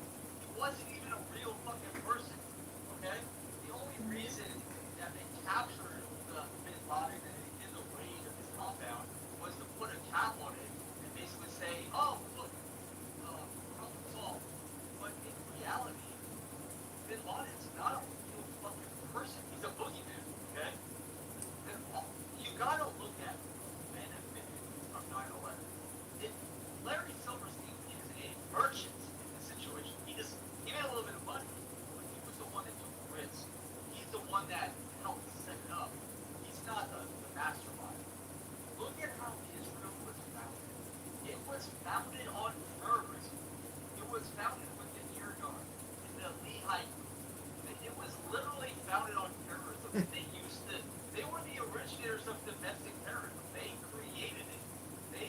They were so bad the Israelis said we're going to make it illegal because you're blowing up buildings. And then what did they do? They taught Europeans how to do this. Like it was a big part of the Irish Civil War with England. Like it didn't go away. It just became an export. How to fit acts of domestic terrorism. And you could say what happened in 9/11 is very similar to what happened it's very fucking similar. Look at the backstories. None of it makes any sense. None of it. I mean, like, if you want to throw another conspiracy on top of it, you gotta go with the most likely thing. Like, you could say Project Blue Beam. That just opens up for questions. I think the questions already been answered with 9/11. It's the Israelis. It's very obvious that they benefited the most part of the war. It's so obvious. And whether they did it with a push, or whether maybe they did it because they thought they could get away with it. It doesn't really matter. Oh, Bush was in on it. But the thing about Bush that's so wild is what he was doing at the time. He was sitting in a fucking schoolroom reading a book to a bunch of black kids that says "Kite hit steel." Yeah. Kite So there's hit a lot steel, of and the kids are reciting it back to him. And it's that famous meme where they're whispering, dude whispers in his ear, "Oh, something just hit the Twin Towers." As literally, you have kids reading off of their teachers having them read "Kite hit steel," and "Kite" represents plane. Hit steel. Like, what the fuck? And then, like, William was talking about the war. He was in on it. On the New Jersey side, there were tripods set up all across the Hudson River. That's footage. I mean, The tripods. Yes. Circa 2006 couldn't get that kind of footage. How did they get that footage in 2001? It's insane. And the white van, the white van that was on its way in, filled with explosions. It was stopped. What was going on with Building 7? It's a completely glossed over. So we don't need aliens to say, like, hey, there was something fishy going on. We know what happened. It was the Israelis. So any kind of, like, concept that it was aliens, I'm sorry. The only good explanation of aliens for 9/11 is the fact that the Israelis have access to technology that maybe we don't have access to. Oh, yeah, no, I'm not saying that. I'm saying there's a discrepancy that looks like a UFO and the thing that I threw out there. Like, when you go, it's the one they'll throw back from NASA bookmark it. And again, do your research yourself, you don't have to believe me and everything, but I've done a ton of research. And I agree with you on everything. I agree. That's why, like, this 9/11 yesterday, I'd love to try to get him on his face because he responded to someone like 10 minutes ago. I think it's some guy for like 10 minutes ago. And he does a good job, but like he does this whole, I think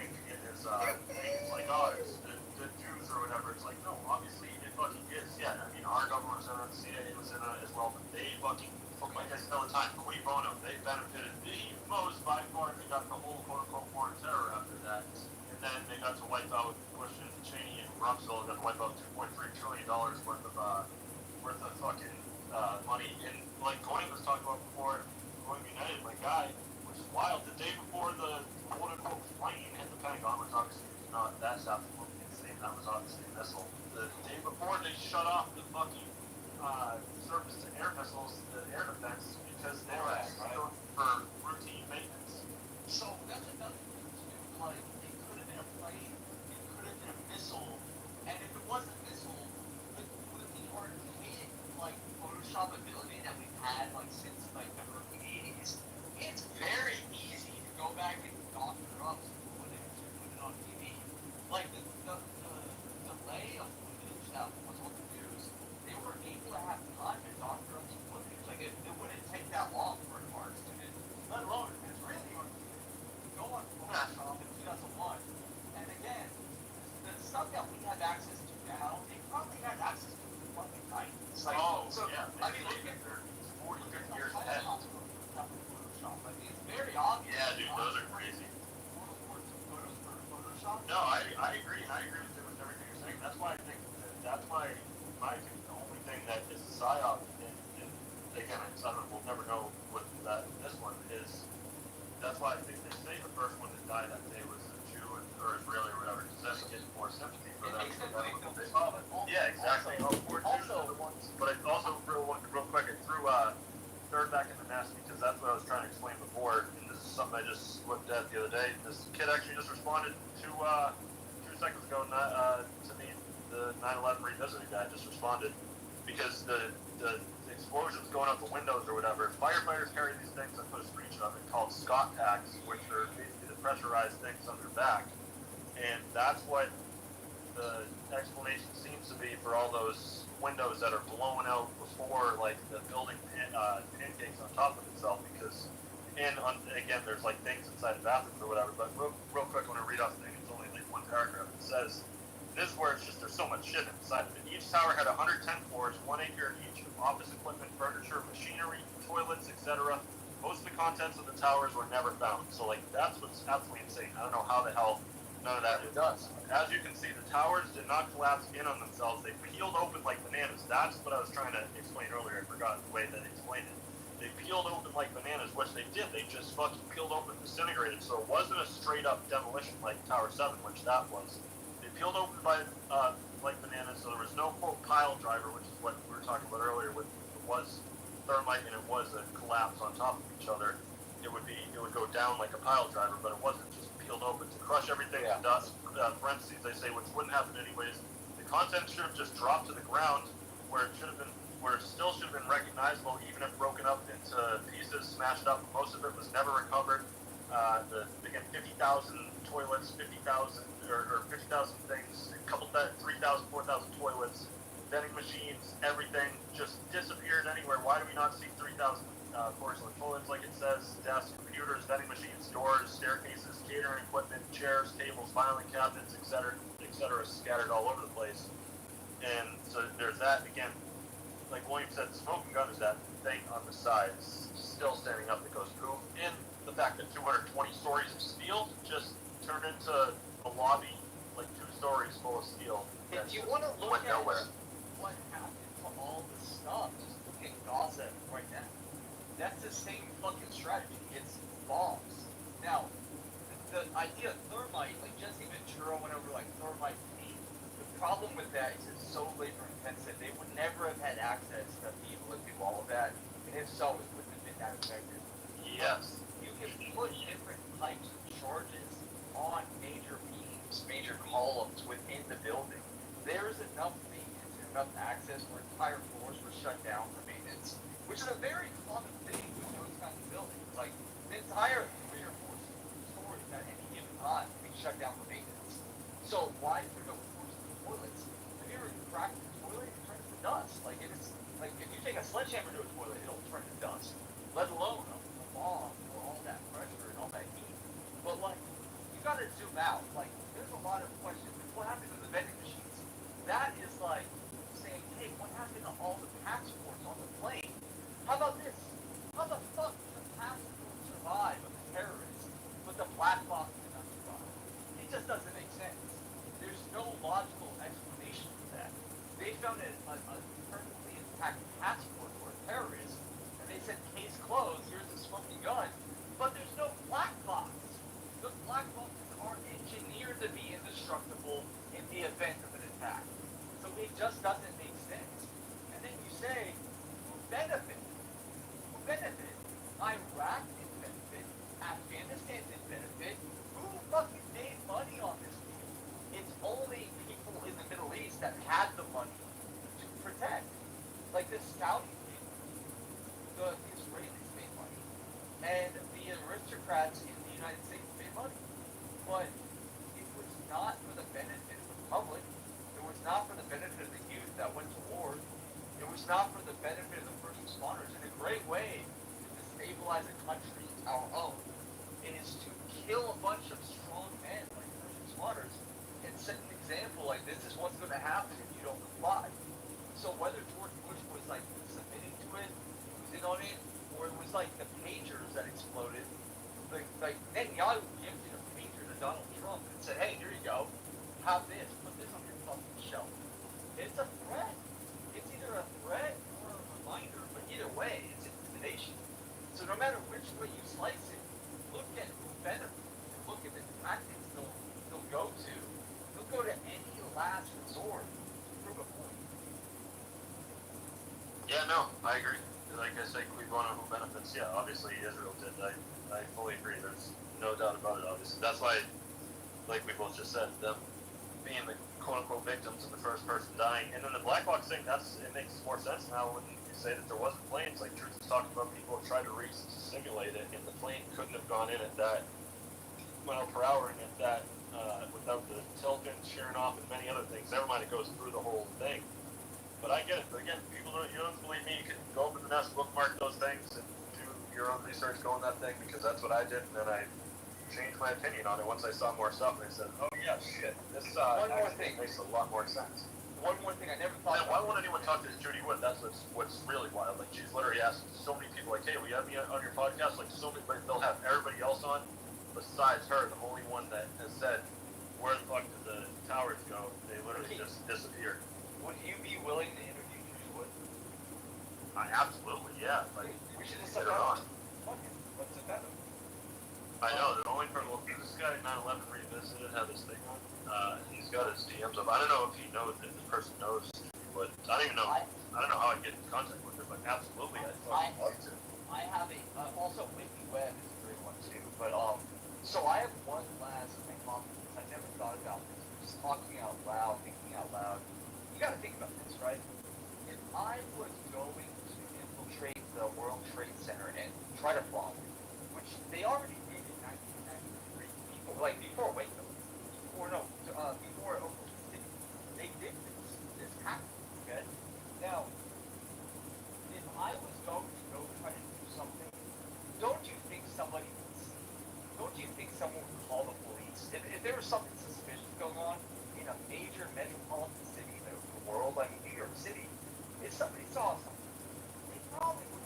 Look, they just replaced the elevator companies with they used the East elevator instead of Otis in '94, and that's how they use their own techs to be able to install the dynamite. It's not a mystery, man. Here's what I'm saying though. If somebody saw something suspicious, they probably would have made a police report, called the cops, had security footage, and you gotta think, who would have been the first responders who responded to that issue? Who would have been the most likely to remember, like, wait a second, there was a lot of alarm calls, there was a lot of suspicious behavior. So, like, you kill a couple thousand police responders in the area, it kind of covers your tracks. You know, like, if anybody would have known something suspicious was happening, it probably would have been the New York Police Department. It probably would have been the fire department. Yeah, a lot of that lives with the bombing. Alright, guys, look. Again, you guys are really, these points are a bit weak. We've made all the strong points. Anyways, I'll set up a space for 9/11. We'll bring in some of the experts. I've already relitigated 9/11 to death many times over.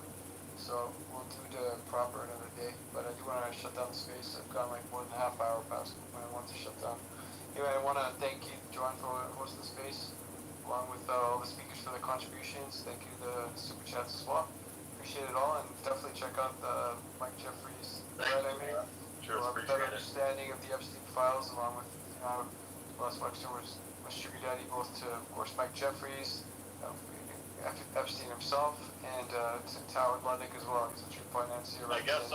Use those interests first. People want to come by. I'll open the space up and see if maybe Dimitri Boy will come by. He said possibly. But thank you, Sid. I appreciate it. All good. Anyway, guys, all the best. God bless, and you get some rest. Thank you. Adios.